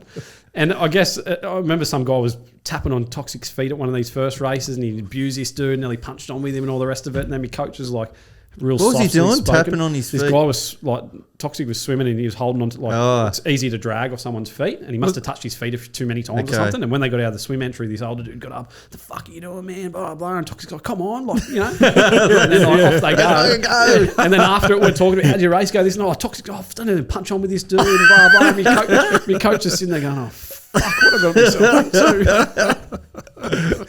So I guess we're probably a little bit more outspoken than what he was used to as well, maybe. Yeah. But and then he said, maybe giving the Olympic distance a try, so double that distance. And I remember our first one, we went to Canberra, and I was like, the swim from 750 to 1.5, I was like, man, that is fucking massive. Like, and I still wasn't a strong, the swim was my weakest still, and I was still like, wow. Anyway, we did all right. I think we came back then, maybe came 13th in my age group, and Toxic, we're in the same age group. Oh no, who's in the one below or whatever. Anyway, we did okay. My coach said, you can probably make the amateur Australian team. They pick, you got to do 3 races. So I think we went somewhere else, went to Tasmania, did this race and blah, blah, blah. And we got selected. And I was in 2010, and he was like, the World Championships were in Budapest. And our other good mate, Cato, younger guy, he was like, I'll just come with you. I don't need to do triathlon, but he's like, fuck, I'm going to Europe. Like, And my girlfriend at the time, she was born in Europe and stuff like that. She's like, I've got no interest going. You just go with the boys for 6 weeks and go race. So me and Toxic got real keen as. We didn't drink for 6 months, and we thought we're going to conquer the world and all the rest of it. We're weapons, And we trained pretty hard for it. And I remember we arrived in Frankfurt. It was like 10 o'clock in the morning. Might as well have a Stein. We're in fucking So having a beer at 10 o'clock in the morning. We hadn't had a beer for 6 months leading into it. We were fuck. Trash. Yeah. But anyway, it was good. We just had to be in. We got to flew into Frankfurt. We had a race that I'd looked up on. You just Google it, drop it. You could just Google different triathlons or whatever. And there was one in Dresden in Germany, and there was one in Bled in Slovenia, and then there was one in the World Championships were in Hungary. So we didn't really need to be anywhere, and we just knew we were flying home from Amsterdam 6 weeks later. Sweet. So we just got in the car and we just went around and raced, and I look back now after, I've done probably maybe 8 trips there now, but we were so green in the sense that we just get in the car and even going to races and shit. Like I crashed out in the first race in the rain, and then we went to this other race. The first race was all right. Actually, that was the first race when we went to Germany. That was the first race I beat Toxic. That was the end of that was the demise. Yeah. Turn the tables. Yeah, that was it. We changed after that. Yeah. But, so he hasn't beaten you since? We haven't raced for it. He doesn't really do much, but we did for a little bit then, and then we did world champs. We were in different categories and stuff like that, but I can't even remember. I don't know whose time was quicker or whatever it was. But then, it was just a good trip to just, I guess, touch base a little bit with triathlon. But it was good to see the world. And then we came back and 2011. We were training. We were going to go to China. It was the World Championships, and I was like, "Oh, that's the progression to What China do? It was in Beijing. The World Championships were, yeah, World Amateur Championships. Yeah, yeah, so yeah. still How was the run and the bike it would ride have in been that? humid as anything. So Fuck. And And the smog. pollution. Jesus yeah, Christ. it would have been. That would have been horrific. Like smoking a packet of cigarettes when you're fucking doing it. Yeah. Yeah, you don't get a water in the aid station. You just get a Marlboro Red or something. Oh fuck! But yeah, we trained up for that, and I was like, oh, I'll try and I think I came 34th in my age group or something back then. I didn't even think about going pro, but I just wanted to get better. I guess I was still at the jail and all that sort of stuff, and then I got T-boned by a car probably maybe a couple of months before. And I still had to do a qualifying race. I did it with I was pretty lucky. Just got a couple of broken ribs and stuff. You were in your car or on your bike? No, I was on pushy, and a guy, Oh, dude T-boned me, and I went through his windscreen and all the rest of it. I don't know how I came off all right, but I remember coming to training a couple of days later, and I looked at my coach, and I showed him pictures and shit, and he's like, I hit it that hard, like on his front guard, so he fully came around. I just went straight through his front guard into his windscreen, but I must have hit his bonnet first. I broke two of his engine mounts off his full block of his. His car was a write-off. Shit. Fucking hell. And what did you get? Two broken ribs. A couple of broken ribs and just a bit of bark off me. Fuck. I don't know how. What are you made out of? Titanium, man. I was so lucky, and I remember coming to train him one day, and I said to my coach, I said, "Oh, man versus machine, man wins." And he's like, "I don't think you understand how." Like, he'd been doing the sport a lot longer than me, and you know. And sadly, it was probably maybe about 3 months after my accident. He did a big race in Cairns and came back, and we'd been training, and I was with the group, and he texted me that morning and said, "Oh, I'll meet you at the coffee shop that we'd normally meet at. I'm just into a smaller loop. I'd done this big race or whatever, and we're coming back, and this guy at Rarilla Macca's will stop, and we're coming back towards Primby and stuff like that."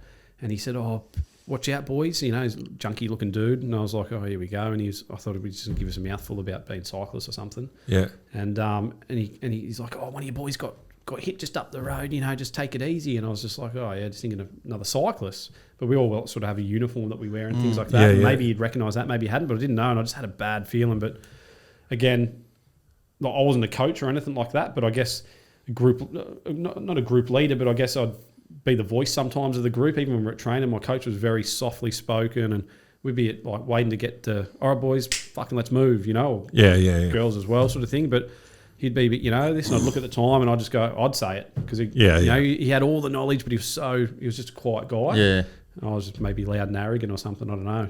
So when we were there and we rode through the group, and I just had this, we got up to near the golf course, and we had to turn left because they'd already cut it off, and they're putting all the numbers out and all the rest of it. And I was like, that's not a fucking good sign. Like, that's not a good sign at all.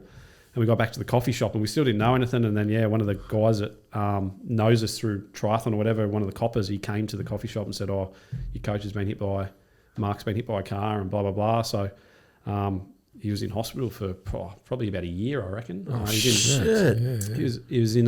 What happened?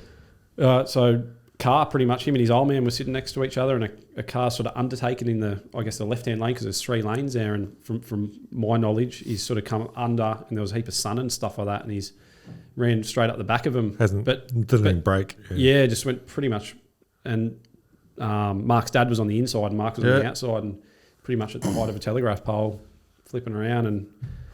Fuck, so he was flying. Yeah, he got absolutely straight Holy through the wind, just flipped him up, and then pretty much landed his head, and Shit. they had to, remove his skull and all this sort of stuff. And it Fucking hell. was pretty full on, and it rattled me a lot, I guess, and nothing compared to his family. He had a 9-month-old boy at the time, and his wife and stuff like that. So I didn't go on the road for a fair bit. We didn't know what was going to happen with him, and that sort of transitioned me into coaching. I sort of tried to keep the group together. Yeah. Just as a culture thing, I guess, and just, we were training for races, and it was a bit all over the place at the time. And Mark ended up getting moved to, he was in Liverpool for a fair while, which is the brain injury unit and stuff like that. But was he in a coma then, or? Yeah, so he was comatose, and then I don't know the specifics exactly, but we'd go visit him once a week and things like that. But even to this day, so it's be 10 years this year. 2011 that happened, Shit. and he's pretty much semi-vegetated state, I'd say. Like he can sort of communicate, can't, but he's still fed by a tube. He's in full care. Like he's, so yeah, that sort of, I guess still sits with me today. But I guess in a sense that sort of led me into coaching because we didn't really. It sort of just fell through, and we tried to keep the group together. And then this guy from Triathlon Australia rang me and said, "Look, Nath, I know you're sort of keeping them together. We're doing a coaching course.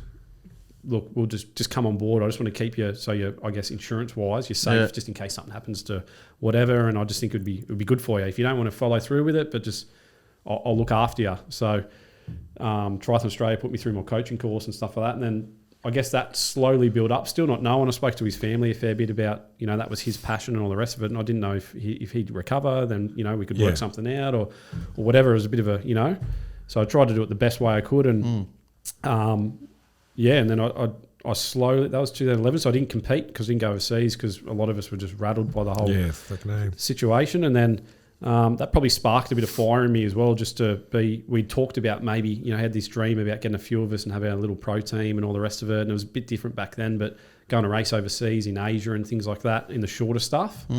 And then I was still swimming pretty shit, but you had to swim pretty good in those in the shorter races. So 2012, I made the team again. But I'd taken it way more serious. I started working with my wife as a sports psych. We started.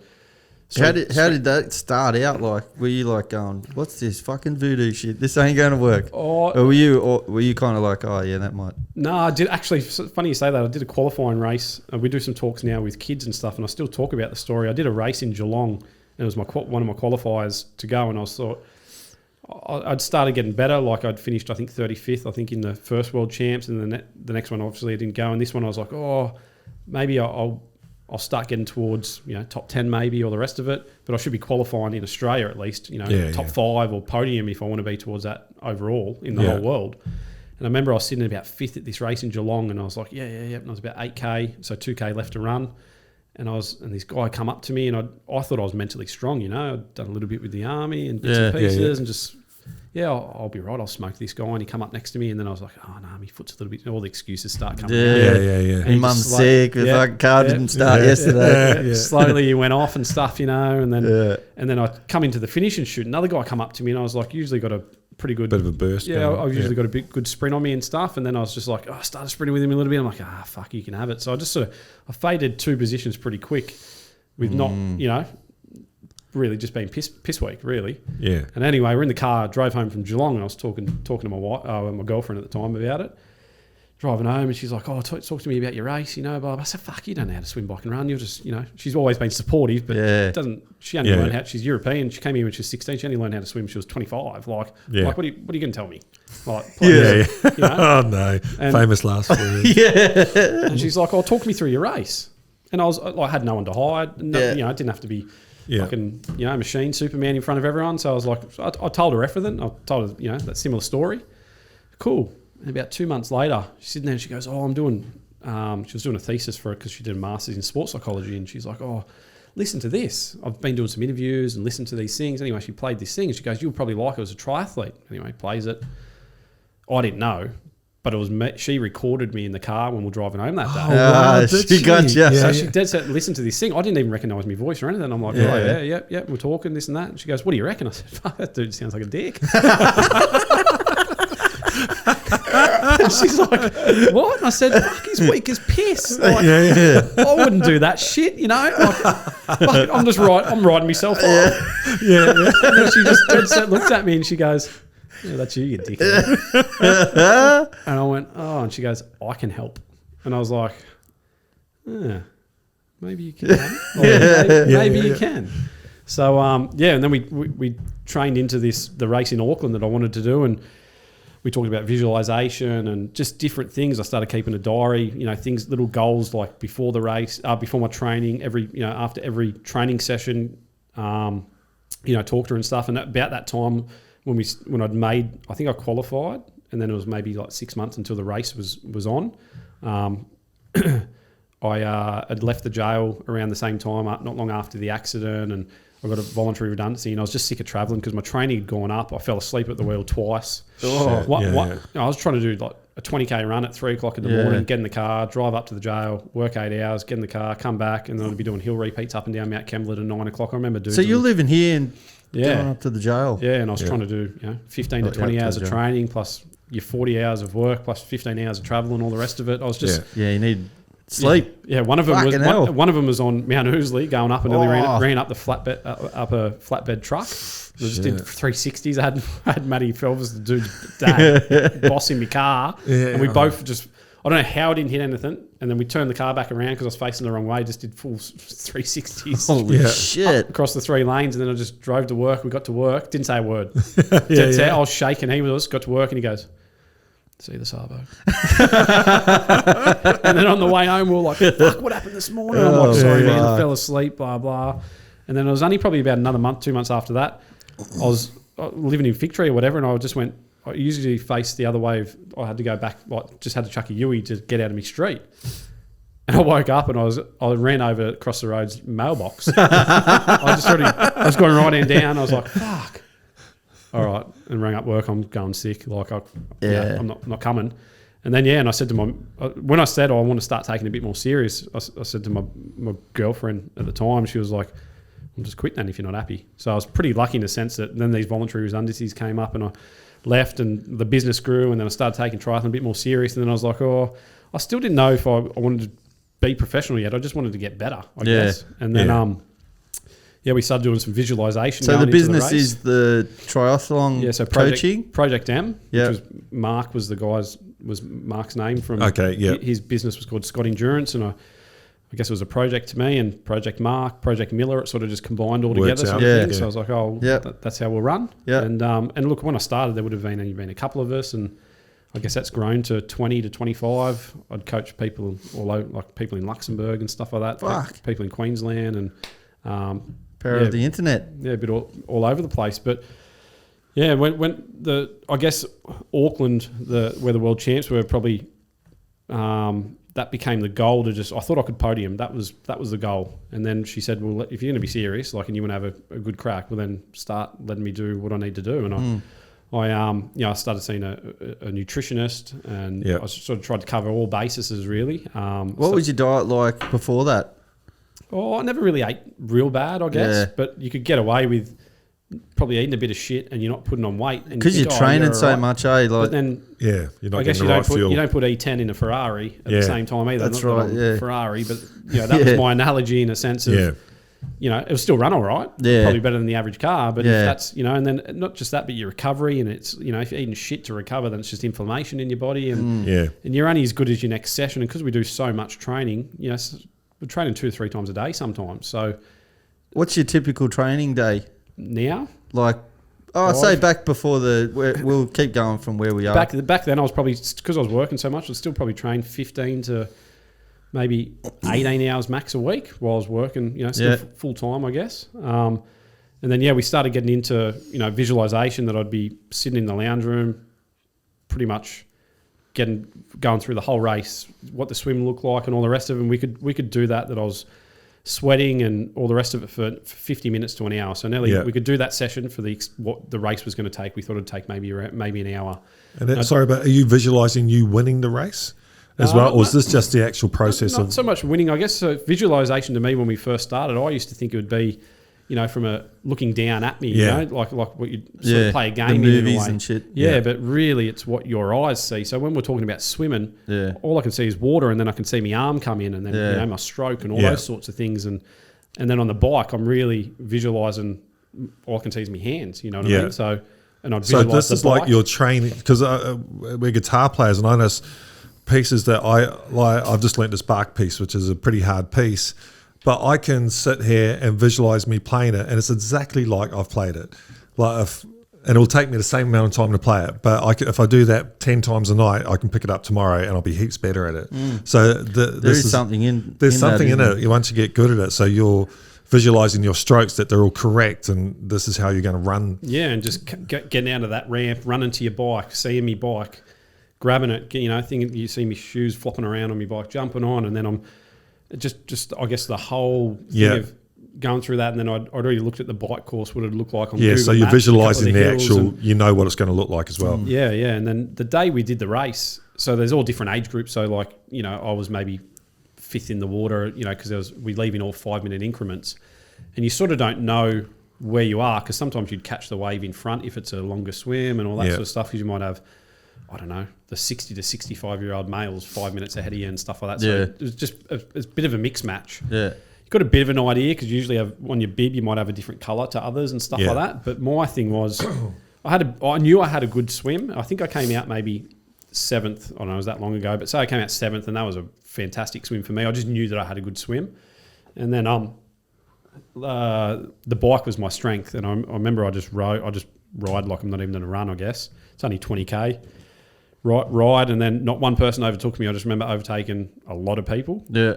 Got on the run, and then I just ran. So you don't know where you were going into that ride? Really, because I was just so focused on me, and I didn't even look. Some people probably a bit more, you know, descriptive, and they'll look at like, oh, here's a colour, here's another one on me, you know, things like that. But I was just that worried about just myself, and that focused on myself, that I was like, well, I can't put energy, like if I do look, I'm just wasting energy really. Yeah. Got on the run, and I had a really good run, and I ran down the finish chute, everything, and I was that zoned out, like just in my own little world. Went through, and then you have a recovery tent or whatever. Grabbed a few drink, walk around. I saw my missus, and she's crying, and she's grabbing me, hugging me, and all the rest of it. And I was like, "How'd I go?" And she was dead. I dead set didn't even know that I won. She goes, "They called you over the speaker, you know, world champion Nathan Miller, 25, 29 age group," and I was like. Nah. And she's like, "You fucking won, man." And I was like, "Oh, that's sick." Like, I just didn't, because obviously you run until like they have a blue carpet and stuff like that. There might be 200 to go. There must be like a split, you know what I mean? Like on their timing thing that the commentator would look up and would say, because he wants to call all the world champions through. Yeah. And because they have pro races on the day before, and you know, the Olympic gold medalists and all those sort of the good dudes and the under 23 elite guys and all the rest of it. So I guess it's like about a 5-day festival, so it's set up pretty well. But I was that zoned. I don't think I've been in that zone ever again. That I was and then I said to her after, I remember my first words, I was like, I'm a bit embarrassed. She's like, "What do you mean?" I said, "It felt easy," because I just think I was just zoned in. Like it just didn't feel hard. But I guess that's something I've learned over time, that I look back at that now. And I remember we went out that night, and they have like a closing ceremony, and they, you know, chuck you on the podium, and everyone for, you know, all over the world and blah, blah, blah. And we went to the casino after it and all the rest of it. And I was like, I put my medal in my pocket and all the rest of it. My missus was like, "Fuck, we've been working our asses off for this." "Well, you have, but I've been here for the ride too." Like, so she's wearing me medal, getting free drinks and shit. And I was a bit like, oh, you know, like it's not that, you know. And trying to be humble. Yeah, and we went away for a week down to just around we're on the North Island, and we went travelling a little bit, and I sort of I didn't really acknowledge what we'd, I guess, accomplished in a way, and I was sort of just, oh, what's next? What's next? And I knew from that you could qualify, I guess, ask our federation for a professional license, that I was the quickest in, you know, my age group, and I guess you can't be like in the 60 to 65 age group asking for a pro license, but you're in that sort of cusp under 35, I guess. And one of the guys in his 50s, who was always still is a bit of a mentor to me, Mick Moroney, Susie Moroney, that was her brother. Her brother, yeah, she's a long distance swimmer. Yeah, she swam from like Florida to Cuba. To Cuba, man, yeah, met Castro and everything. Shit. Oh, swam the channel twice. That's mad. She's fucking legit, man. Yeah. So he used to be a professional triathlete, and then some family things happened, and he gave up his career to support her. Yeah, and he was just someone that I just bumped into races, and I still get along with him to this day. And I said to him, I saw him at the race, and he said, "How'd you go, Nath?" You know, and because I'd seen him at qualifying races, and he just wins his age group nearly every year. He's just a machine, and he's in his 50s or whatever. And he said, "Oh, what do you want to do with it?" And I said, "Oh, I'd like to. I think I want to go pro, but I don't think I'm ready." And he goes, "Well, I work for, you know, he's with the federation or whatever it is, and not that it's all on him, but obviously can pull some strings and stuff." And he goes, "Well, what's your thoughts?" And I said, "Well, I need to learn how to swim. Like my swimming was still good, but like it improved, but to turn professional, I was like, I'm not there." And I think there's still a lot of guys that maybe would get it and just be like, "Oh, you know, pro and all the rest of it and blah blah blah." I'm awesome. Yeah. Just had that to me that would be embarrassing more than anything. I didn't want to just take the jump, and it was a big jump. It's a bit of a hard thing in our sport that the best guys are good, but then there's a big gap to, you know, making that transition over. And so I said, "No, I think I'm just going to wait a bit. I'm just going to keep concentrating on racing. I want to improve my swim." I came back, I swim at Dapto with a swim coach there, and he'd worked with 2 previous world champions and stuff with triathlon, so he had a good understanding of, it's all good and well to go to a Ocean swim swimming. coach, but Yeah. I just wanted me to do butterfly for the next 10 weeks. Probably not going to help me. Yeah. So he was good, and I had a bit of a, and my partner was real supportive, and I was like, I'm going to go to Europe and do some more races over there, get some experience and things like that. So the next year we eloped actually, and we went over there and did some racing, and then we spent some time. She got family in Croatia and things like that. Yeah. So did some racing over there, and then 2014 I had a really good season. My swim had got up. I was pretty much did some races as well, like at Nepean. There'd be some pro guys would come there. There'd be maybe 15 pros or something, but I was going in our own wave, but I'd finish amongst them in their time wise. And it's a bit different because they're racing each other strategically. They're not really worried about some age group guy. But I guess seeing my bike time was, as quick as the quickest guys and things like that. My swim was off still, but it was still getting there. And I was like, oh, maybe I could be, I've got to learn my craft somehow. Maybe I'm within reach. So I'd done some really good racing in 2014, and then I saw my mate, and he said, what are you going to do? And it was probably 2 weeks out before Christmas, and I said, I'm going to put in for my license just in the start of January, blah, blah, blah. And he was like, yep, sweet, send it through to me. I'll put me supporting stuff through, and we'll see how you go. And then we were doing some renos at the time, and I remember it was Christmas Eve, and I had a blow up with me missus about some shit to do with Colour the of house or whatever it tiles was. or some shit. Something stupid. And I'd already trained for the day, but training had just consumed me in a sense that I was so just driven for this goal, and that was it. When I got to that stage, and I was like, fuck this. So I went and got on my bike and went riding. What else do you do? So off I went. So I went for about 5 hours, and I went up Jamboree Mountain. I'd been up there 1,000 times or whatever, and I remember I got to the lookout and I rang her. It was Christmas Eve. They celebrate Christmas on Christmas Eve more so than Christmas Day itself. And I said, can you just grab me spare clothes? I'm up Jamboree Mountain. I'll go around Clammer. I'll be at Dapto. That's where her parents live. I'll be at Dapto in, 2 hours or whatever. All right, cool. Sweet, no worries. Off I went down, going through Jamboree, and I looked up and I saw Saddleback Mountain, and I was like, that's a pretty steep mountain. nah, let's go up there. Like I'd been up there the week before or whatever. I had enough time. Let's just do a quick run up there. And I just signed with Scott, like a sponsorship with Scott Bikes. They'd given me this really cheap, but it was like $16,000 road bike or whatever. It wasn't even my race bike and all the rest of it. Yeah. I paid a bit of money towards it, but yeah, it was a $16,000 bike or whatever. And I was like, fuck, let's see how this thing goes. Took it up there, and look, there's been plenty of times that I've ridden like a dickhead with me mates down Mount Keir and all the rest of it, but I was by myself and I didn't really ride like an idiot. I just went whatever the road sort of took me and got up to 80, 85k an hour or whatever, and there's this about halfway down, and the ditch is down another real steep bit, and there's these big fig trees over the road, 2 potholes, and I didn't see the potholes because of the shadow, and I just went straight through them, bang, rocked me hard. And then I didn't know at the time, but it snapped me top tube twice on top of my bike. So I was just out of control going down this hill, just holding on. I couldn't really bend. If a car was coming the other way, I would have went straight through it, really. Yeah. I was just hanging on. And then because it gets to a bit and turns a little bit and then goes uphill. And I thought if I can just, because I was that out of control, I couldn't even get to my brakes or anything. Yeah. And all I remember is going into the ditch. And I think, in my head, I thought I went full Robbie Madison style for about 200 metres. Like, and I remember doing a bit of a flip. And I must have went straight in, really, in hindsight. Since I've been back, I looked at it.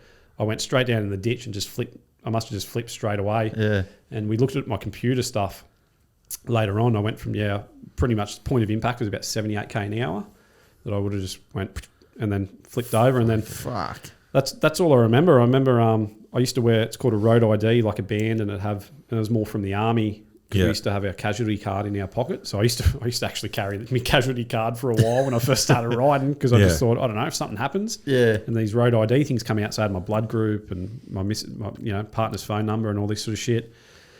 And then all I remember is waking up and the ambos were there and I was on the road and they were speaking English, and I was like, fuck, I'm in France. What are they speaking English for? Like, I remember, I thought I was still in Europe, which was December. I'd been in Europe. We went to Europe in August. Yeah. And I was sitting there and I couldn't. And she's asking, and she was asking me all these questions and shit. And I'm like, what the fuck? And she's like, do you know what day it is? All this. I had no idea.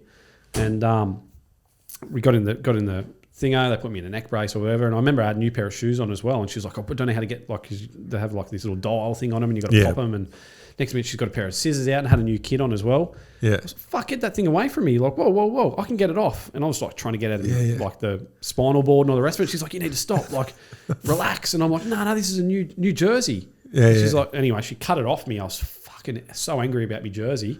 Yeah. Hold it up. It's got holes all through it anyway. Yeah, when I crashed, but I was in my own little world. Yeah.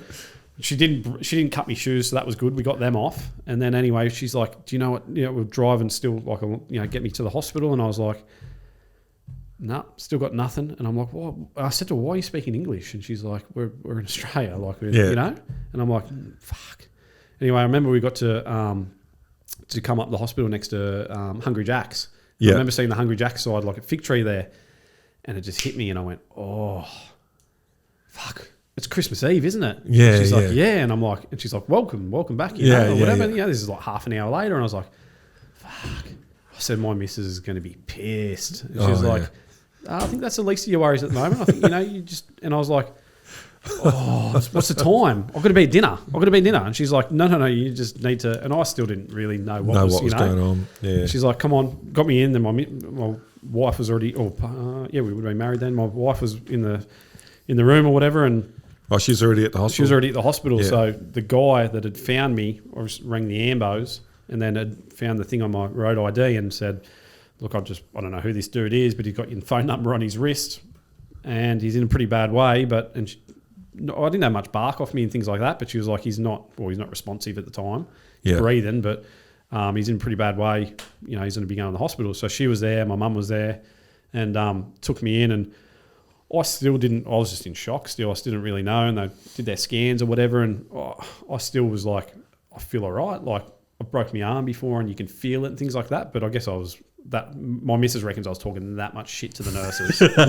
From the green whistle, she goes, you talk shit at the best of times. You're that and some. She's like, you were just flirting with them and making these just fucking, she goes, you're making the most inappropriate fucking comments. Because you're off your head. Yeah. I was on the green whistle hard. Yeah. Anyway, I was lucky enough. We went through the whole rigmarole around. They said, look, you've got 4 fractures in your neck. I think I had C4, C6, C7, and then we still didn't know until the next day. And then they said we found more in T1, T2, T3, T4. So I had 7 fractures in my neck. Fuck. And then I had a broken scapula, and that was probably that hurt me the most, I reckon, just because it was just that weird movement. Yeah. And then I was in my neck brace, so I couldn't really move. So it's not like you sore, I guess. I was bruised from just flipping, but and then I was pretty lucky in the sense that, you know, there was so many, I guess there was different options if I wasn't in that bad that I had to be in a halo, but then there was like, you know, you can get fused and all these different things. And I'm a bit of if I don't need to be cut open and I can get, can heal, you know, I'm going to have to repair from getting me cut open. And then like, really, our human body's not really designed to have metal all through it either. So no, that's right. If you can stay away from it. What's sort of the process? And I had a pretty shit surgeon that was down here that he'd seen me that night, and then the next day he comes in and he's like, oh, you've been watching too much Tour de France. And my missus nearly knocked him out because she was like, just shut the fuck up. Like, yeah. You don't know what he does. Like, this is what he was supposed to start doing for his job, you know? And I hadn't even really thought about that yet. I was sort of just, am I going to be normal, like long term, you know? I'd slurred speech and stuff like that. And at that time, in the early days, we didn't really, my wife probably thought about it, but we didn't really know much about my brain injury at the time. I'd tell you the same story. The nurse would come in and they were just in there and I'm like, hey, I'm Nathan. I'd tell you the same story 3 times. I had really bad concussion problems and stuff like that. So we looked back at the data and from what we can find, they reckon I was probably unconscious for about 17 minutes from the time from the impact to when the dude was there and like all that sort of came through.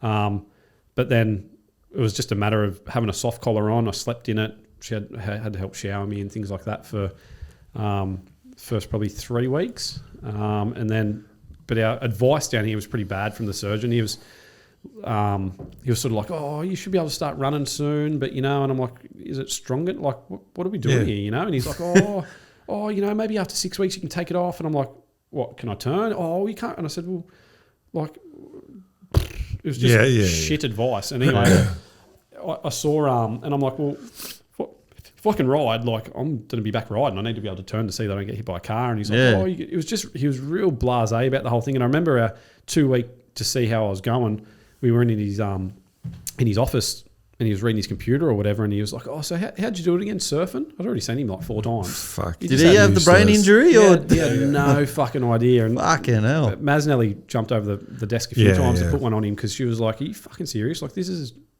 not your life. This is, Anyway, long story short, I ended up seeing a really good surgeon, sports surgeon guy that works in Sydney, and I went and saw him, and that was probably about 6 weeks in, and I was still in this collar all the time, and that guy was sort of at the stage where he's like, "Oh, you could probably take it off," and we were just like, "Fuck this guy." Yeah. So I went and saw the other guy, and it was good. I gave him his scans, and he was like, "Just give me half an hour, I'm going to go through everything you got." And I was like, "Oh, at least he's thorough, Yeah. How much training do you?" And I was telling him all about it, and he goes, "All right, sweet." And he goes, "Well, look, I'll give you a quick bit of advice. I just had this guy that was here from the Manly Sea Eagles, and he was a young guy. He had 2 fractures in his neck, not 7, and he was like 8 weeks in. He should have had his thing on for 12 weeks. He came back in. He's got another fracture now." I'm like, "Oh, great." And he goes, "Yeah, because he had about 10 beers and he was doing flips on trampoline." And I'm like, so he goes, "This is the caliber of people that I'm used to working with sometimes." Because he asked me a bit about triathlon. I said, "Look, I'm pretty OCD. If you tell me to do something for 3 minutes, 30 seconds, that's how I work. This heart rate, all this data and all the rest of it." He goes, "I like triathletes because you listen to your homework sort of thing." So stood me up, and I still hadn't. This is about 6 weeks in. I couldn't drive or anything, obviously, but my mate had driven me up there, and I still remember. I thought like wasn't really that big a deal. Still, like, it's just broken neck, off you go. I don't know, like just because this other guy had played it, I get there was people that were way worse off than I am, but he sort of stood me up and drew a line around me from just above me, sort of nipple around whatever, and he goes, "If you'd showed me your scans and you weren't here in front of me, I'd say that you should be numb from there down. There's enough damage to your cord," because one of them was a fracture to dislocation or something that we didn't really. So we didn't know any of this at the time still. And he's like, "You're very fucking lucky." And then I just tried to laugh it off. I'm like, "Oh, so I still have my hands and that?" And he goes, No. Fuck it, this is serious." And I'm like, "Oh, shit. Right. That was lucky, man. They probably, and then I still had, it wasn't so much that. So I ended up staying in my collar for probably 4 months. So I was at 6 weeks, and this other dude's saying, "Nearly take it off." And this guy's, "Nah, you're fucking saying this for a long time." Yeah. I'm like, "Oh, righto." I said, "Oh, whatever you say," you know what I mean? But then I was still having so many I couldn't sleep. I'd sleep. I had to keep a sleep diary because that was getting really bad. I had to go get tests, my testosterone and everything like that. I was ranking to the 75-year-old man because I'd damaged my pituitary gland and stuff, like from the concussion. Yeah. And I'd sleep 15 minutes max was the longest I could sleep, and then I'd be awake and I'd sleep 15 minutes, and I'd probably sleep average 2 hours a day for 4 months, I reckon. I was just, everything was just from the impact, I guess. We didn't really, I didn't know at the time, but my physio, Matty from Fig Tree Physio, he was keeping few things. He was talking to my wife on the side because every time I'd go in there to get treated and things like that, I was probably talking shit. I don't even know. Like maybe I was telling the same story twice, and I didn't know I was. Yeah. He was sort of staying in contact with my wife, and then even my next door neighbour came over, and all this happened without me knowing. And about 5 months in, they all got me together, and they were like, "We're gonna have to do something about your head, eh?" And I'm like, "What are you talking about?" And they're like, "No, you're not right still." So I ended up having to do some testing with he's one of the doctors with the NRL concussion rule stuff now. I went up to Newcastle at the Marathon Stadium and did sort of like an IQ test in a way, like a lot of memory stuff and blah, blah, blah. And the way he described it to me was you've got like a 2-year window to grow it back in a way. And then whatever's happened from that trauma after that 2 years will sort of stay where it is. And like my short-term memory was terrible. I'd just started getting back swimming again. And my swim coach would be, like 450s, 200s, all this sort of stuff. I'd swim halfway down the pool and I'd have to stop and go, "What are we doing?" What are we doing? It was bad. So I couldn't work. So I couldn't work. I didn't work for the whole year just because my job, because I was doing the youth work with the kids at the time. Yeah. If I'm going from one room to the next, like my head I couldn't think that quick. No. And the kid could say to me, "Oh, you said you were going to give me pocket money." All right. There you go. Like, Yeah. we went out to dinner one night at a restaurant. It was like $40, and I had 2 20s and a 50, and I couldn't work out how to pay them. Like I was just sitting there going, because there was music in the background, and just I couldn't take in that much information. So we did some stuff with him, and he said, "Look, he goes, you're not a Ferrari anyway, because you're probably not smart enough." Yeah. But he goes, "Say you're working as a club sport." He goes, you're currently at a Daihatsu Charade. You know, he goes, but that's better than walking, so that's a start. He Yeah, goes, so yeah. he goes, there was some damage to the cognitive. I can't even remember what it was.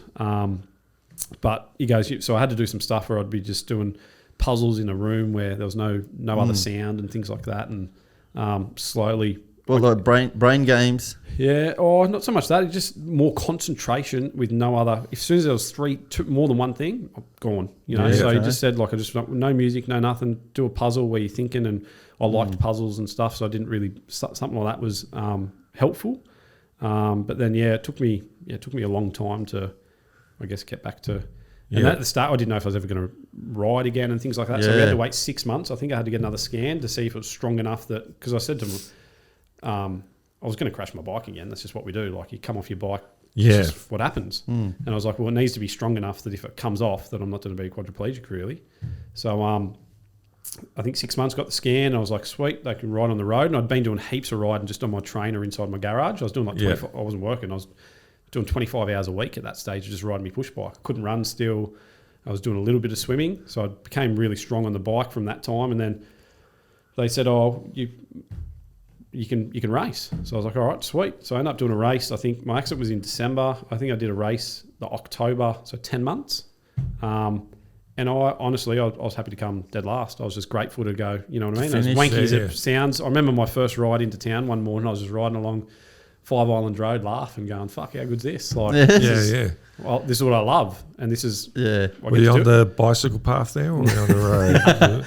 4:30 in the morning. So no freaking out, like you didn't have any like PTSD. yeah, or like fuck, cut. You know, at first, gonna stack here. Or at first I didn't, and I did this race at Nepean. It's a dead flat course. Yep.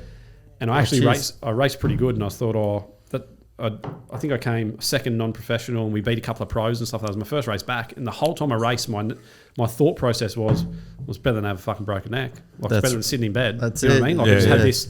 You're positive. I actually raced fucking awesome for where I was at. I ran a 10k PB off the bike and things like that. And I'm like, where the fuck did this come from? Like, I had no, and I think as well, I didn't have any pressure on myself. Yeah. And I was like, I'm all right. Like, maybe I can go back to what I was doing. We still didn't know like the management of it or how sore I'd be. So anyway, I signed up for this race 2 weeks later at Noosa, and I'd done Noosa before, and there's this big hill in it. And you get to about 100, 110k an hour down this fucking hill. Hadn't bothered me before. And I was like, I did this race, but dead flat. You do it around the regatta centre. Like, there's about 2 metres of elevation, like nothing. Yeah. You know, into this race at Noosa. Race is an open, so if you come in the top 3, you can get a pro licence pretty much from it. Yeah. And I was like, and I was a bit confident from the week before. I was like, 2 weeks before, I was like, maybe I'll be all right. And went up there. I was sitting maybe 5th or 6th on the bike, and I started, working my way up and stuff. Got to probably, maybe a K out from the hill. And that was it. I didn't even know it was coming. I just started throwing up all over my bike. I had mad anxiety attack. Fuck. Got to the hill. I went down it, I reckon, max 15k an hour. Max. Sitting there shaking and shit. I was like, what's going on? Full episode, out of it. Every 65-year-old lady's just banging past me. I'm just fucking hell. Got to the bottom and I was like, fuck. I'm all right now. And I rode. After that, I was all right. And then I ran, but I'm that far behind. I can see the guys turn at 5k. They're like kilometres ahead of me. And I finished and I was embarrassed. Like, I was like, this is fuck. Like, I just thought I was all right. Yeah. And then spoke to my missus about it. She goes, you're going to have to talk to someone. Like, that's not, you know what I mean? And then, even once that happened, I reckon it triggered me, because before that I'd done some training down some hills and stuff. It didn't bother me. I'd been back to Saddleback Mountain, hadn't bothered me at all. It just hit me, and then that was it. After that, if we were doing a ride to Jamboree, I'd have nightmares the night before it and shit. I was freaking out even before we got there. The smallest little hill, I was fucked. So I started working with a psychologist. And I still work with him today, but that was more what we went for. I had to do some self-talk and all these different things. And then probably a couple of months later, I went down to Jindabyne. I'd done some training camps down at Jindabyne in the past for like a month. Just go training and stuff like that. It's really good, but it's really hilly, obviously, down there. And went down there and had a few good key people around me and self-talk and just getting that confidence of just going down the hills and stuff. And then I rang one of my other best mates who'd been with us, Caddo, the first year. I went to Europe in 2010. Said, do you want to come to the Alps with me? I thought, well, I just got to throw myself in the deep end. Like, let's go to these mountains that are 30k long that you just got to fucking go down. So I entered this race. It's the hilliest race pretty much that we've got. That it's called an Alpe d'Huez Triathlon. So it's a 2k swim. It's only 125k bike, but fucking hell. It had, it's got a 16k climb. So what Macquarie Pass is 10. Yeah. It's got a 16k climb, a 24k climb, a 5k climb, and then a 14k climb. Fucking hell. And then you run 20k at the top of it. It's at 2,500 metres altitude. Wow. Yeah. So, had you done altitude before? Oh, I'd done a bit of training at altitude and stuff like that, but not. Leading into that, we went to the Alps for 5 weeks leading into that race and stuff as well. And look, I'm big for a triathlete as well. Power to weight ratio. I was never going to be a mad climber, but I just went there more for my confidence and all that sort of stuff. Yeah. And I had a good couple of races leading into that in Europe and back here. So then, 2016, from my racing over there, and I sort of overcame that. I raced pretty shit there at that race, but more happy with where my headspace went from that going down hills and all the rest of it. So then, and it was after that I took, so it would have been about a year and a half after my accident that I finally got my pro license. So that's when I came back and I was like, my swimming's back to where it should be and all that sort of stuff. And I'd raced a few guys that I thought I can probably compete. So, 2016, and then I did a couple of domestic races, and then I did my first race at the full distance that we were talking about before. So that was at Wanaka in New Zealand. Oh, yeah. Nice spot. Beautiful. Never been. I'd been obviously to the North Island, and I was like, let's go somewhere beautiful as well. There was either that around that same time as a race in Bustleton that we had, and I was like, it cost me just as much to go to Wanaka anyway. Yeah. Go somewhere new. So my training was really, I was in the best shape of my life, but it's hard in our sport. Like sometimes you'll go to a race and there's lots of pros, and there's other times there's, so like we'd go first, and then after you, like 800 age groupers would go and things like that. And I think there was 11 pros that day. There's a guy that had won, 25 half Ironmans and a couple of Ironmans. So there's some decent dudes there. The guy that just came second at Hawaii, which is our holy grail within our sport. So another good handy athlete. And I remember standing on the line, and he actually came up to me and he said, you'd be right, mate. And I don't know if I was looking nervous or there was people on the line that he didn't know that, he usually been around for like 20 years, probably knows everyone's faces. And I sort of looked at him, and I respect everyone on there, but like we're all humans sort of thing. So I was like, yeah, mate, I'll be sweet. Like, who the fuck are you? Like, I reckon he was trying to get in my head a little bit, or he might not have, like, who knows? But I was sort of like, I'm not going to be, and I had I knew where I was in the pecking order, you know what I mean? I thought, there's 11 of us. I thought if I can finish mid-pack, I'm pretty happy with that. And I'm pretty sure it paid the top 6, and I was like, that'd be pretty cool, first payday if I can get 6th place and all the rest of it. Not that it's like tennis or golf, our sport, we get paid dog shit compared to that. Yeah. But, if you can pay for the trip and all the rest of it, pretty happy. Sweet. So, got in the swim, I thought maybe I'd come out about 4 minutes behind the lead dudes after, 3.8K. It came out, my wife gave me a split. She's like, you're 2 minutes 10.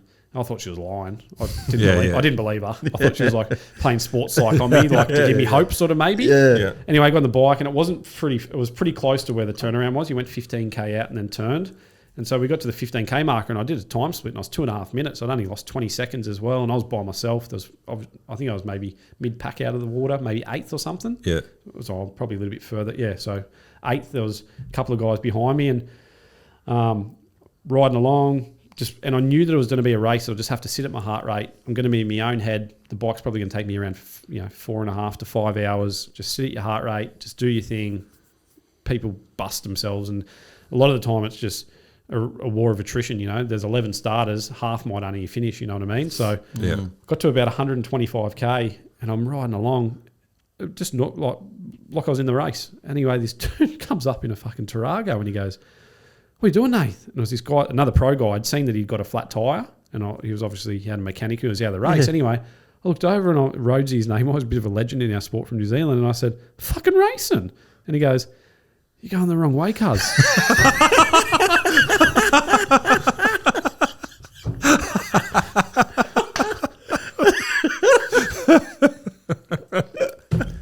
And I dead set, and I was like, I'm down to me bike, fucking just hooking in. I sort of sat up, and he kept driving next to me, and I'm like, "What the fuck you mean?" He goes, "What are you doing, cuz? You're going dead set. You're going the wrong way." And he pulled over the car and shit. I'm like, "Fuck off!" And he's like, you're supposed to turn back at the airport. There's a left-hand turn. And I said, but people were waving me on this way. And he goes, I'm like, and my head's just fucking fried at this time. I'm like, I'm racing. You're like endorphins and all the rest of it. I'm like, how far away is the airport? And he goes, about 7-8K. So I'd gone 7-8K. Oh, shit. The wrong way. Fuck. And I'm like, fuck. So I turned around. I'm like, I've got to practice what I preach. Like, I got to finish. Like, I just got to fucking finish. That's what I say to all my athletes I coach. Yeah. And any one of my advice is, number one, to finish. And then obviously you got your goals from there. But I'm like, I've got to turn around. So I went back the other way. So there's out of 180, I did 196 because then I got back on the course and I went around it, come back down. And at the end of the day, it was a bit of my fault because I didn't know the course to a T. But when you're doing 2 90K loops, there's a lot of fucking... Not that there was heaps of streets. It wasn't like a CBD, but like where they put the sign to turn was that low that if there was a car there, you can't see the sign. So I reckon there was a car at the intersection and I've gone just... Straight past it. If you don't see an arrow, you just fucking go straight. And you're flying. Yeah, we're sitting on 45K in the hour. If there's a hill or something, like, you know what I mean? Like, and you got your head down and you're banging away. And because I went and that was going against the grain of the other race as well. But it sort of, on that part, it went off and then it looped back onto him. Anyway, so I got back to transition, got in transition, put your run shoes on. Well, fuck, in my head, I'm sitting there going, like, I rode hard.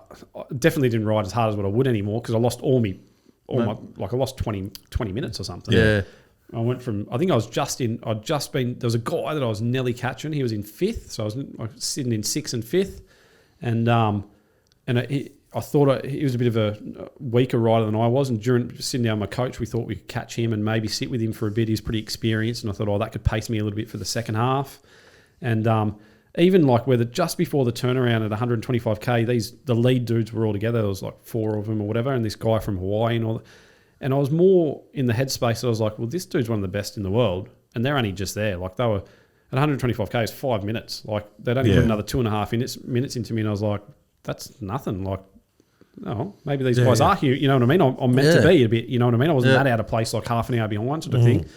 And then got into transition. I went up to the official and I said, look, I'm just giving you a heads up. Showed him my thing. And I'm like, I've done 196Ks. And they're like, fuck, what's going on with you? And I'm like, well, you dickheads. And I'm blowing up a bit about it, blah, blah, blah. And they're like, well, can you just wait a minute? We're going to have a quick meeting to see if we're going to disqualify you or not. And I'm like, well, I want to run. Like, I want to fucking finish this thing. Well, just wait here for a minute. Transition usually takes maybe a minute and a half. Like, quickly you run it, you run in, helmet off, fucking socks on, shoes on, boom, you're gone. 8.5 minutes later, I'm sitting there. Not that this was ever going to... I was never going to catch anyone. But it's still, the more I'm sitting there, the more I'm just doing me head in. And I wanted to tell my wife what had happened because I knew she would have been freaking out and all my family and friends and stuff would have been back here. They have a tracker and stuff. I'm sitting in the tent. Finally, he comes in. He goes, yeah, you're right to go, mate. And I'm like, so I can run? And he's like, yeah. And I ran out. I could hear the microphone of the winners, the leaders were at 21K and I was just going out. And I'm like, I ain't fucking catching anyone. Like, let's be honest. So I came down, seen her, had a quick chat with her and stuff. She's like, fucking, what happened? Did you crash? And I said, no. I told her what happened. And she's like, I knew something had happened. I'd got all these messages from all people back home, listening to it and stuff like that. So anyway, ran and I got to it was 2 21K loops and it's fucking long 21Ks when you're like, I'm that far behind. This is fucking a joke. And I was more embarrassed because I'm like, people are clapping and they're being heaps encouraging and stuff like that. Like, oh, you're doing so well. You don't understand. No, I'm going fucking shit. I'm shit. I should be up there. But it is what it is. And I'm like, I just wanted to crawl into a hole. But Pity you weren't a better shot. You could have shot him. I'd still miss. And they, anyway, I got to halfway and then I was like, I was nearly done. I was like, I sat on a picnic bench and everything on the side of the race next to my wife. And I'm like, what the fuck? And she goes, Luke McKenzie, which is the guy that, he was sitting in third that was probably the favourite to win. She goes, he just walked off. Like he's done because I reckon he wasn't in the, like where he should be. And I'm like, fuck that bitch. I'm out of here. All right. So I jumped on, off, I kept running because that inspired me more. I'm like, nah, like kids would look up to this guy. And look, I don't know if he could have been injured or anything like that. But there's a lot of guys that just pull out if they're not going to get there. And I get it because they're saving their legs and they could do another race and stuff. But I'm like, you could just take it easy and, I don't know. My own values are you got to finish it. So that gave me a bit of a push. And anyway, I finished and just to rub some salt in the wound, like I said, they paid the top 6. I came 7th. Oh fucking really? Yeah, because so many dudes get flats. That guy pulled out, and I was doing the numbers in them because I could see him coming the other way, and I'm like 1, 2, 3, and then I couldn't. I was like, oh, it might be a chance to still jag something here. Like, fuck. And I come 7th, and I was like, fuck. Anyway, I was that embarrassed. We went across the finish line, went out, and we drove up to Christchurch the next day, actually. And after doing a race, like it took me, I don't know, 10 hours or something. I think the winner done it in 8.5 or whatever. I was that far behind. Yeah. But, and I was like, I could have went. I went for a run in Christchurch the next day after doing this 10-hour race because I jogged it. Like I didn't even do anything. But some of these other races, I'd done a race a couple of years earlier in Austria, and I lost all my nutrition, and I smashed myself that bad that I was pissing blood for the whole next day. Oh, fuck. Yeah, fucking Because hell. it bruised me bladder, and like I could barely walk, and I'd you're smashing yourself. Yeah. And I'm like, now I've done double that distance, and I'm like, oh, fuck. Like just because the intensity wasn't there. So to get rid of it. then after that, I trained up for another race in Germany. It's called Roth. It's probably, so there's the Hawaiian Ironman, and Roth's probably our second biggest race. Yeah. It's a different brand. I guess it's like UFC and Bellator. Yeah. So it's like the Bellator Grand Final, which is the race that I wanted to do. So I guess Hawaii's got the stigma, the history, and that's where all the money comes to as well, like with sponsorship and stuff like that. But I definitely wasn't qualifying for that yet. I was years off that. So I was like, let's go to this other one, get some experience. It's got like 250,000 spectators. They have like 50,000 people on just this one hill and everything. Shit. Like it's just got this, just this aura about it. And I had to send some results away to get a start from the German guy that has it. And that was a totally different experience in the sense that they cap how many pros go. So I think there was 50 pros in the race this time. And it was a bit different. Instead of line up to 11 and you think, I'm going to be by myself, it was going to be a bit more tactical, I guess, because there'd be 10 dudes here and there'd be 10 guys there and whatnot. And that was just a pretty cool experience in the sense of, I think there's 15,000 people just at the swim start. Like they'd let off all these, those hot air balloons and stuff going along. Fucking hell. awesome. Spectacle. It was fucking crazy. It was one of the best experiences. And the actual hill that they have, I think it's called Solar Hill or Solarberg Hill. And it's, like I said, it's got 50,000 people, no barricades. They all just standing. It's like the Tour de France. They all stand in front of your face and they're all just banging and all the rest of it. And you go up it because your adrenaline's going that hard. I've never experienced anything else like it. I remember get to the top and I was nearly in tears because you just endorphins are going. I was like, I just want to go back around the back street, come back around like a slippery slide or something. It was fucking sick. I'm like, you forget about that again. Yeah, you forget about the race for a bit because you do 2 laps. I'm like, fuck, I've got to do another 90 Ks till I come back here. Like it was just a surreal experience. And that race was just different in a sense of like had the Commonwealth Games, Aussie guy, Commonwealth Games gold medalist, some guys that had podiumed in Hawaii, and it was just a bit more of the ants pants outside of, I guess, the World Championships. It was just the best field that I'd raced. Yeah. And for me, my gold medal, I wanted to come 10th. 10th was my goal that I thought that's where I'm in the pecking order. I'm not going to win it. Like I know where I'm at. I still, I'd hope in years to come that I could keep moving towards that direction. But I was like, where my current fitness is, 10th's my goal. Yep. 8 hours 30, that's probably about where I should be. And then and I was sitting in good position until probably about 26K on the run. It was really hot for what Germany usually would have. It was like 38 degrees. I'd fucking lost that much. When I collapsed after the race, I'd lost 9 kilos during the day. But I got to 26K and the wheels just fell off. I probably hadn't enough nutrition. I was still, some guys take years to get that distance down pat. So I sort of, my own fault, I guess, but there was no one else that I can blame that I went the wrong way, but I just melted myself really and pretty much walked my way in. And I remember going through the finish line and then I was sitting in the recovery area and I was going real hot, real cold, real hot, real cold. And then I just bang, gone. And they put 4 IV bags through me and just because I just lost it. Had nothing. Yeah. I lost, so they weigh you before the race, the day before the race. Oh, okay, And then they weighed us after. And I was 79 when I raced and I was 70.2 when I finished. Yeah. Everything was gone. Yeah, and I'll tell you right now, I wasn't running. If I ran the next day after Christchurch, I couldn't even fucking walk properly for about 2 weeks, I reckon. I didn't get the time. I finished 22nd, so I just faded big time. But was that due to your hydration and nutrition and things like that? So you weren't doing the nutritionist at this point? Oh, I had, but like when I guess a part of it as well, like during my bike nutrition was good, and then I got on the run, and then your guts feel a bit shitty sometimes. I probably should have taken more Coke just to settle. Coke usually settles your guts and things, and I just lack of experience, and I probably should have had 6 gels, and I was like, my guts feel bad, so I ended up doing the marathon with 1 gel. I probably should have had 6. Like I was just, it's just I should have known now. Like I need to slow down, hydrate a little bit more, and what's a gel? A gel is just like a little like a little squishy carbohydrate hit, I guess. Like just Okay, jelly. Yeah, it's gel. Yeah, gel. Yeah. But since then, so back then it was a bit more. This is a few years ago now. But so I'd get like a gel would be. So my nutritionist said you need to take one every 20 minutes. I'm going to be on the bike for 4.5 hours, so I'd squeeze like 13 of these things into a water bottle. Yeah. And then every 20 minutes, I'd just take a good mouthful, which is nearly equivalent to a gel. And really, that bottle should be finished By the end of it. I guess like drip feeding yourself in a way. Yeah. That should be finished by the end of it. And then I was going to have 6 of them on the run.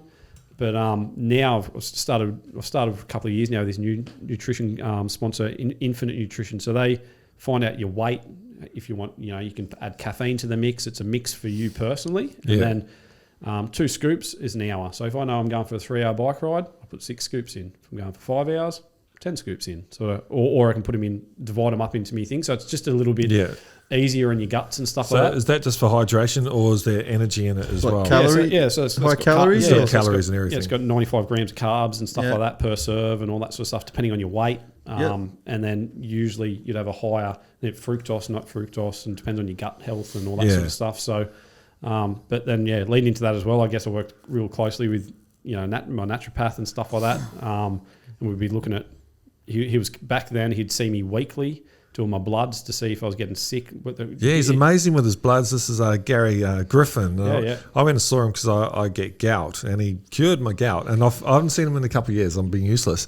And then I got gout again for some fucking reason. And Hallie said, "Oh, Gary cured you last time. Fixed it." I'm like, there's still some of the medicine left. And I took the medicine and it's fucking gone. Like some drops. Yeah, these drops. And he says it's a fungal problem, man. No doctors have no idea what gout is. It's fucking a lot red of people wine. get gout too, eh? Yeah, he reckons there's a fungal infection in your kidneys. Shit. And it fucking cured me, And also he does this blood thing and he goes, "I'll check your blood." And he doesn't send it off to a lab. He's got a microscope there. We might drink it because I don't know what he did afterwards. He's banking them. He's banking them.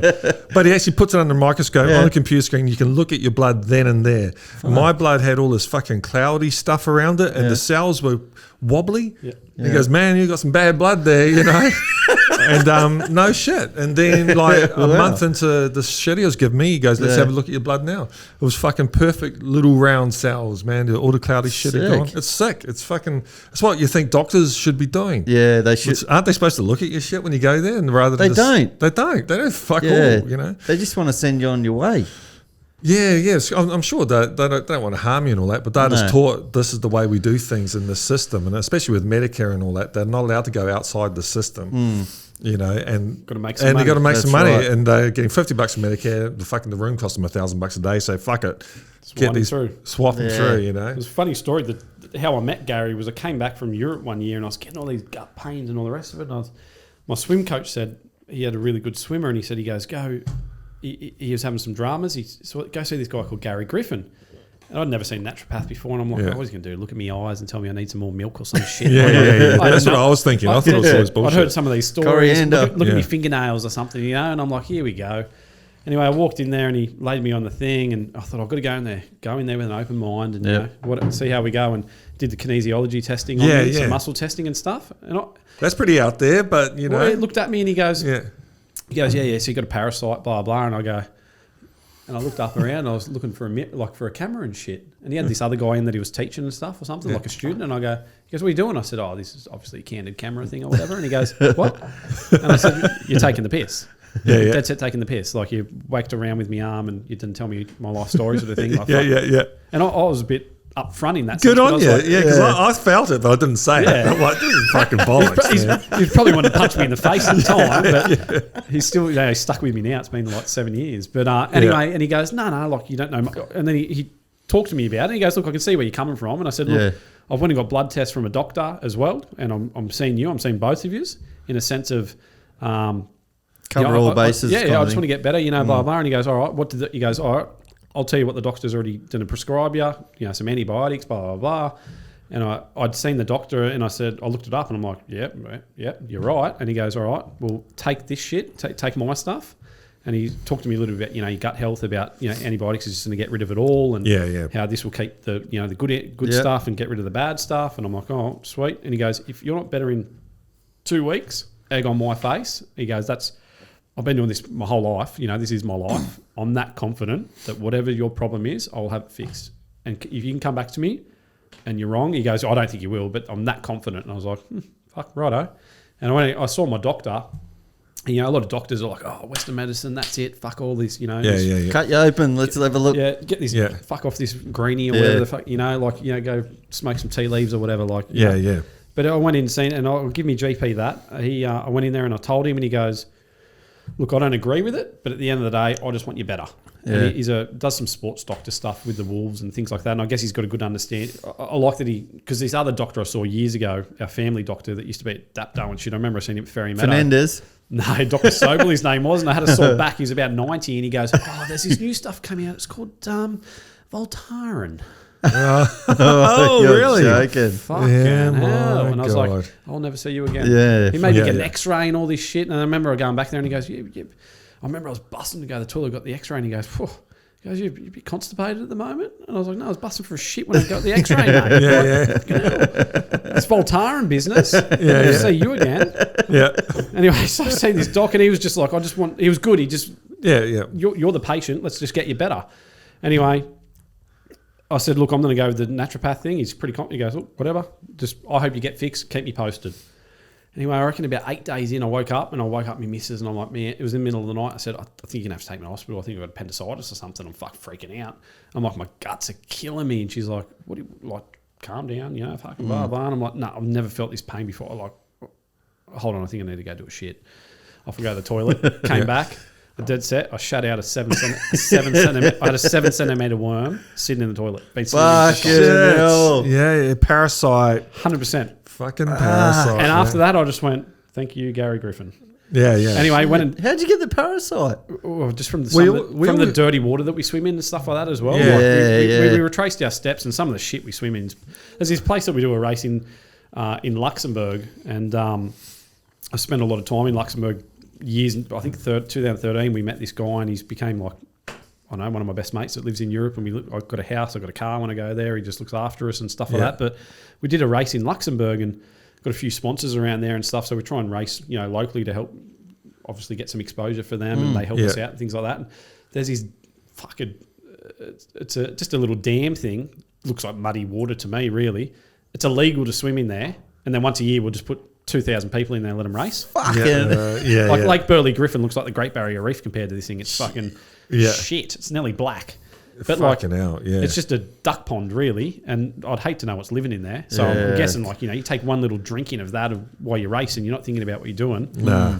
But and they get in, and you got worms in you anyway. Like, I think there's kind of in there. Bacteria, It's when they get big and stuff. Yeah. I remember when I was working over in London, I was going to eat some bass over there, like I'm a chef and stuff. So, and I said to the chef, "Oh, do you want some of this?" He goes, "I don't eat that fucking frozen fish from the North Sea." I'm like, "What are you talking about?" And he goes, "It's full of worms." I'm like, "Yeah, whatever, man. There's no fucking worms in it." And he pulls out his knife and he goes, "Check this out."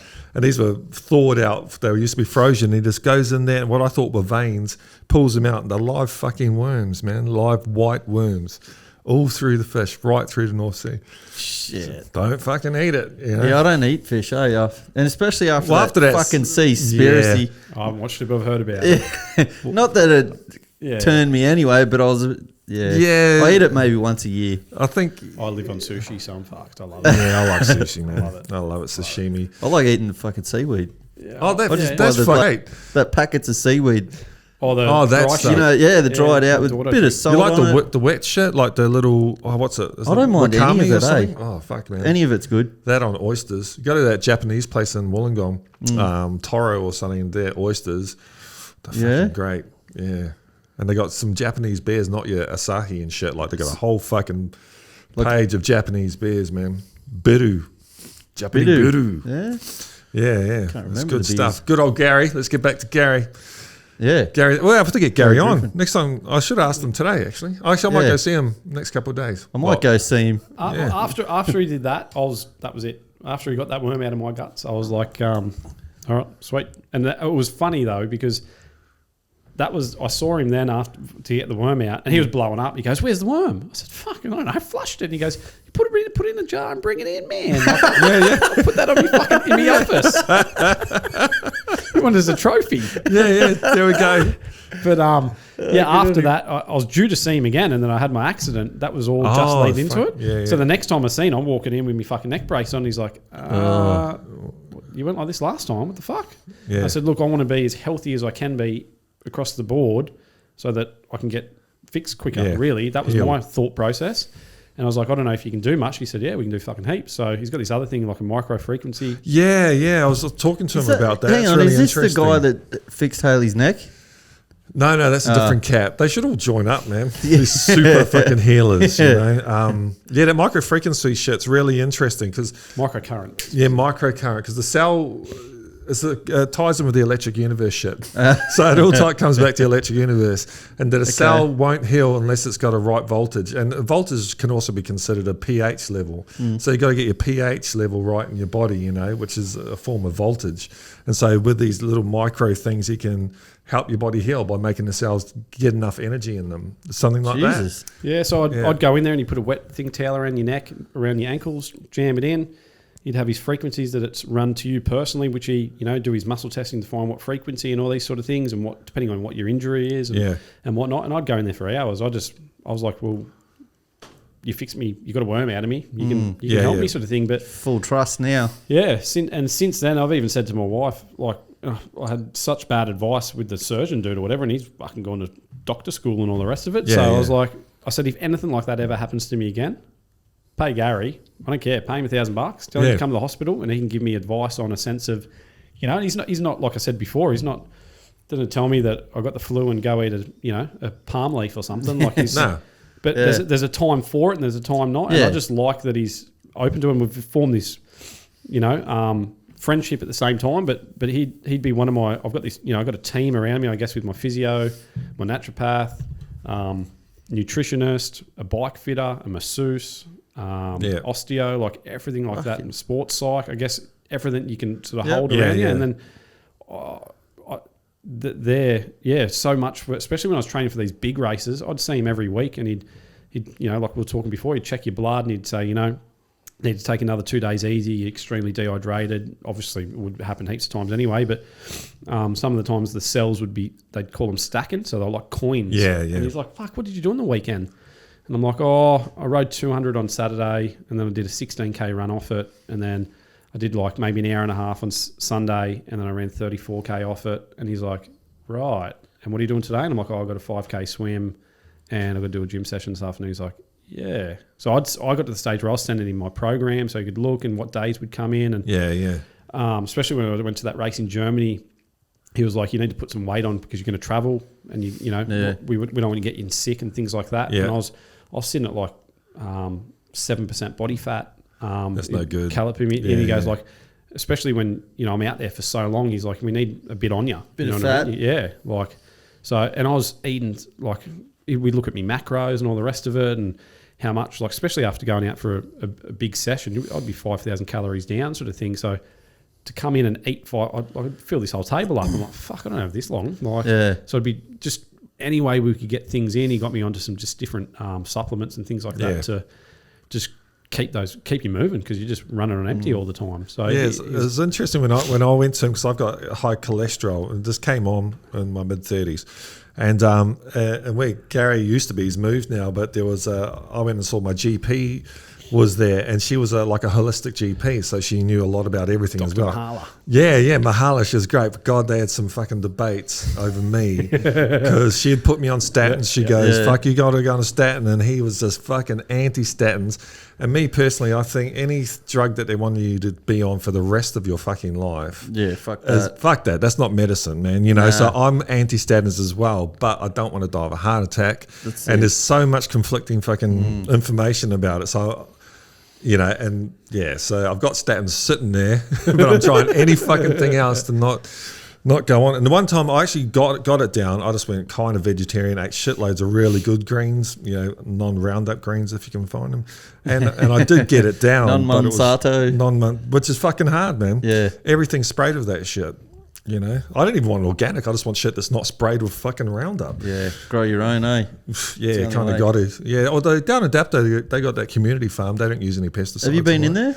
Oh, we used to get boxes from there years ago. I don't know if they still do it. Like Yeah, a I don't Brownsville know. there. Yeah. Brent next to, yeah. That's where Toxic's mum and dad are like the leaders of it. Oh, Are are they? they? Oh, shit, yeah. I always thought it was a bit of a cult, maybe. That's what it looks like. He said that's where he said they're retired now, and there he goes. They just put all their time in the garden. Yeah, No, I think it's like a $50 box every Thursday, and it's really good because you didn't know what you're getting, but Yeah. it's fresh. It's what's And fresh. it's whatever's you know? seasonal. It's not. It's what you need to Yeah. eat, man. Yeah, macrobiotic. Is that macrobiotic shit, isn't it? Yeah. Yeah, I think so. Yeah. Yeah. And so you got races coming up, so you're still in the game. You're still going for it. Well, I've probably that big race that I did back in that was 3 years ago now, and then I came back. I had my daughter, and I moved. We moved down the coast, and I'll be the first to admit I was pretty naive that I was like, oh, I can just jump Plenty back of into. time, I'll be right. Yeah, I remember my wife asked me at the time. She's like, "What's going to change when our daughter comes?" I'm like, I don't know, 6 weeks of 6 weeks just. Take it easy for a little bit and then back into it. And then she's like, that's it. That's all that's going to change. I said, I'll probably be a little bit less social, maybe. And she's like, probably in her head, she's like, fuck off. Yeah. No idea. Yeah. So, probably, I tried to race probably about 5 months after she was born. And let's just say she's 3.5 and she probably just started sleeping about 6 months ago, I reckon. Yeah. We're getting up like 8 times a night. Fuck, you Yeah. had one of them kids. Fuck. And we've got one. Shit. She's 12 weeks pregnant. We had our scan today, actually. Oh, so, congratulations. Yeah, Yeah, congrats. I don't know. Rest in peace, Nathan. Yeah. I just hope another Just girl, hope and it I just hope sleeps. sleeps. Oh, and I never. We got lucky. I just couldn't. And we did everything: co-sleeping, not sleeping, let her cry. Everyone. Yeah. Did it, yeah. Everyone. You just got to. I think sometimes you get a lemon. We got a lemon. It's a box of chocolate. I love her, Yeah, but and I think we're down the coast as well, and we didn't have as much support and things like that. And look, that's our choice that we moved down there. But We're at Huskerson. You said? we just moved to Huskin. As soon as I got back from that race, we pretty much moved 2 weeks later and did renos and all the rest of it. And I think I was just doing too much, and I was just constantly either sick or injured. And then and then I moved away from to come see Gary and my physio and things like that. There's no use coming to see my Matt at Fig Tree Physio here, and he fixes me back up, and then I sit in the car for an hour and a half and drive back home. that's So right. it was that was hard to try and form that team again a little bit. So and I was coming back for work to coach still and things like that. And we did it for we lived there for 2 years, and I sort of just I did some running races, did a marathon and things like that just to sort of keep me going. And then we moved back, and then I was sort of just getting back into it, and then COVID hit really. Yeah. I trained for Port Macquarie Ironman, which is probably our biggest race in Australia, I guess. Which is the full distance, which is what I did, in Germany and things like that. And I trained for that last year. I did a couple of, so I probably nearly didn't race for nearly 18 months after I did a couple of ones. I was embarrassing the ones that I did. Like I was either sick and I was like that far behind. Finished them all, but I was just You weren't competitive. no. Yeah. I'd call a spade a spade. I was nowhere. It was embarrassing, and I was like, do I give up or, And then we came back and. I know the work that I need to put in. You know the numbers you need to sort of produce to be competitive. What's your prime like for the sport? Yeah, I was going to say, What's the prime people age? last a long time though, the don't they? current world champion's 39. Yeah, it's kind of like that endurance need. You need to be older, don't you? Like, Yeah. So the sprint and Olympics, I go in the Olympics and stuff like that. I didn't even think about that. Like because I was very late started to the sport anyway. But the key guys are probably anywhere from 35 to probably 42. yeah, Would be their key time at the moment. I'm 36. Yeah. But a lot of it just depends on. It's obviously pretty fickle with COVID at the moment, but we trained for that race last year, and I got to and so much. I guess so much goes into it physically, emotionally. I'm shitty at home and I'm tired. and I'm for fucking sure. eating, and I'm in my boot. I am home, and then I've got my recovery boots on, and then I'm getting. And ever since my neck as well, I need probably more physio and things How like is that your just to neck manage now? it. Yeah, I'll still get. like pains and. Well, I had another. Speaking of that, I had another accident in November last year, coming down Macquarie Pass. Had a moto come head on against me. Undertook a car around one of the hairpins. 3 of them come up, and I had to move off my line, so I didn't have a head on with him. And went through the intersection, flipped over onto the guardrail, and all the rest of it. Just took a bit of bark off me and things, and I rode home still all right, and then sort of buried myself in a sense that I knew that I'll go see Gary. He'd tell me to slow down and I probably need to get to recover. Go see Matt. Physio's going to tell me the same thing. Go tell me to go see my swim coach. Yeah. If I start swimming with a snorkel heaps, that's a sign that I start getting a bit of like pins and needles and things like that. So I started swimming by myself and I just excluded myself from everyone. Had a pretty significant. It was big. My biggest stack since my big stack. I guess. Freak you out. And I had a few nightmares and things like definitely triggered some stuff. And then I just tried to stay away from everyone. And then it got to the stage where I did a ride probably about a month after it. I did a ride up Mount Kira and I had to stop halfway down because lost all feeling in my arm and couldn't feel my brakes and things like that. And it's embarrassing. I don't want to tell people that. Like, I guess it's a bit of I don't want to make an excuse. You know what I mean? Like everyone else has had hardships. It is what it is. But I didn't put the self-love, I guess, back in to manage myself. So we were moving house at the time. And so sort of up until, and then I guess I was burnt out as well. I think COVID took a lot out of me in a sense of, I've got 20 other athletes I coach and they're going through their stuff. So I'm putting my shit aside to try and, that's your job. They want to take because that's what you do as a coach. Yeah. And I think towards the end of last year, because I ramped up for that race in May, and about 2 weeks out, they cancelled it due to COVID. They moved to September and then I started ramping up again. Like you get into, 30-hour training weeks and all the rest of it. And then they cancelled that again, probably about 4 weeks out. And then I was just like, I just need to take a break for a bit in a sense. So, I say that, and then I had my accident, and then that sort of pushed me, and then I was like, what am I doing? Like, I need to get my body back. I'm a dad now and stuff like that. Yeah. I'm a husband. Like, that's number one priority. Yeah. And I don't know. I guess I may never race again. I don't know, to be honest. I just want to get back because I know as soon as I pick a race to be ready for, I put that pressure on myself that I need to hit these numbers by then. I need to do this. I need to, and the consistency and the numbers that I was doing leading up into that last accident, I just wasn't where I needed to be because I'd rather take my daughter to swimming and miss my swimming and things like that. So life happens. Yeah. So look, I don't know. I just want to train, get fit because I just love it because I'm a bit fucked in the head in that sense that, I guess it's still be more training. I'd say I'm not even training at the moment. I'm probably still doing 12, maybe 14 hours a week of training, including my rehab with my leg. And, today was 40K on the indoor trainer because it was pissing down rain. And I went and swam 5K this afternoon and things like that. The indoor trainer, is that just it's a bike or is it a bike on an actual bike? Yeah, so my bike goes onto take my back wheel off and it goes onto a bit of a cog thing. And then there's a thing called Zwift that a lot of people use, which is like a virtual, jump in. It looks like I guess it looks like a PlayStation game in a way. Yeah. I don't use it. A lot of my guys make it interesting though. When I did once with a rowing machine and you could race people, because I found the gym quite boring, but I like that. It was like a bit of fun. Yeah, a lot of even pro guys, you can get on there and be racing Lance Armstrong if he's on at the right same time and things like that. It'll come up with shoot up and stuff. Injection comes out. That's all the Coke can or whatever shit it was. That's all of cycling. Yeah. You got to compete, man. I love the sport. I hate dopers, and there's been some within our triathlon, but there's nowhere near I was as much. going to ask you about that. There's not as much money. Yeah. Amateur sports are better. Like I prefer amateur boxing. They're not trying to knock each other out and shit. Like it's a point. Yeah, I just think amateur people are doing it for heart. Yeah, but they don't. I don't know. They don't have the money for it. Where's the incentive? There's no money, but there's less testing. Yeah. So you can probably get away with it. What do you think? More. I've never been tested since when I turned pro. When I turned pro, I never got tested, but I got tested as an amateur. So really? Did you? Makes sense. Yeah. Some amateurs will get tested, but I guess I even know from the jail as well. Like when we used to, drug test the inmates and things like that. Yeah. I know the process and the funding behind it and things like that, and I get that, and that's why I guess triathlon's so far behind cycling. No money. Chris Froome's on €5 million a year. Like that's is he really? Our best guy's probably making maybe $1 million Aussie.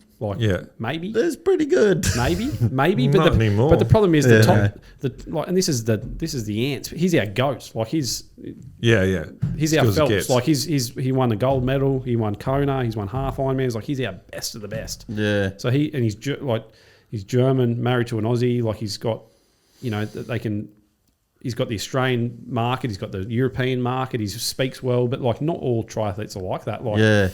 And that's the thing as well. Like I've been fortunate enough. I've probably got a couple of sponsors and things like that have helped me. And like most of them have said, we don't really. You don't have to be the quickest because if you're a dick and you're coming second. We don't really want our name with you. We'd rather you be coming 10th.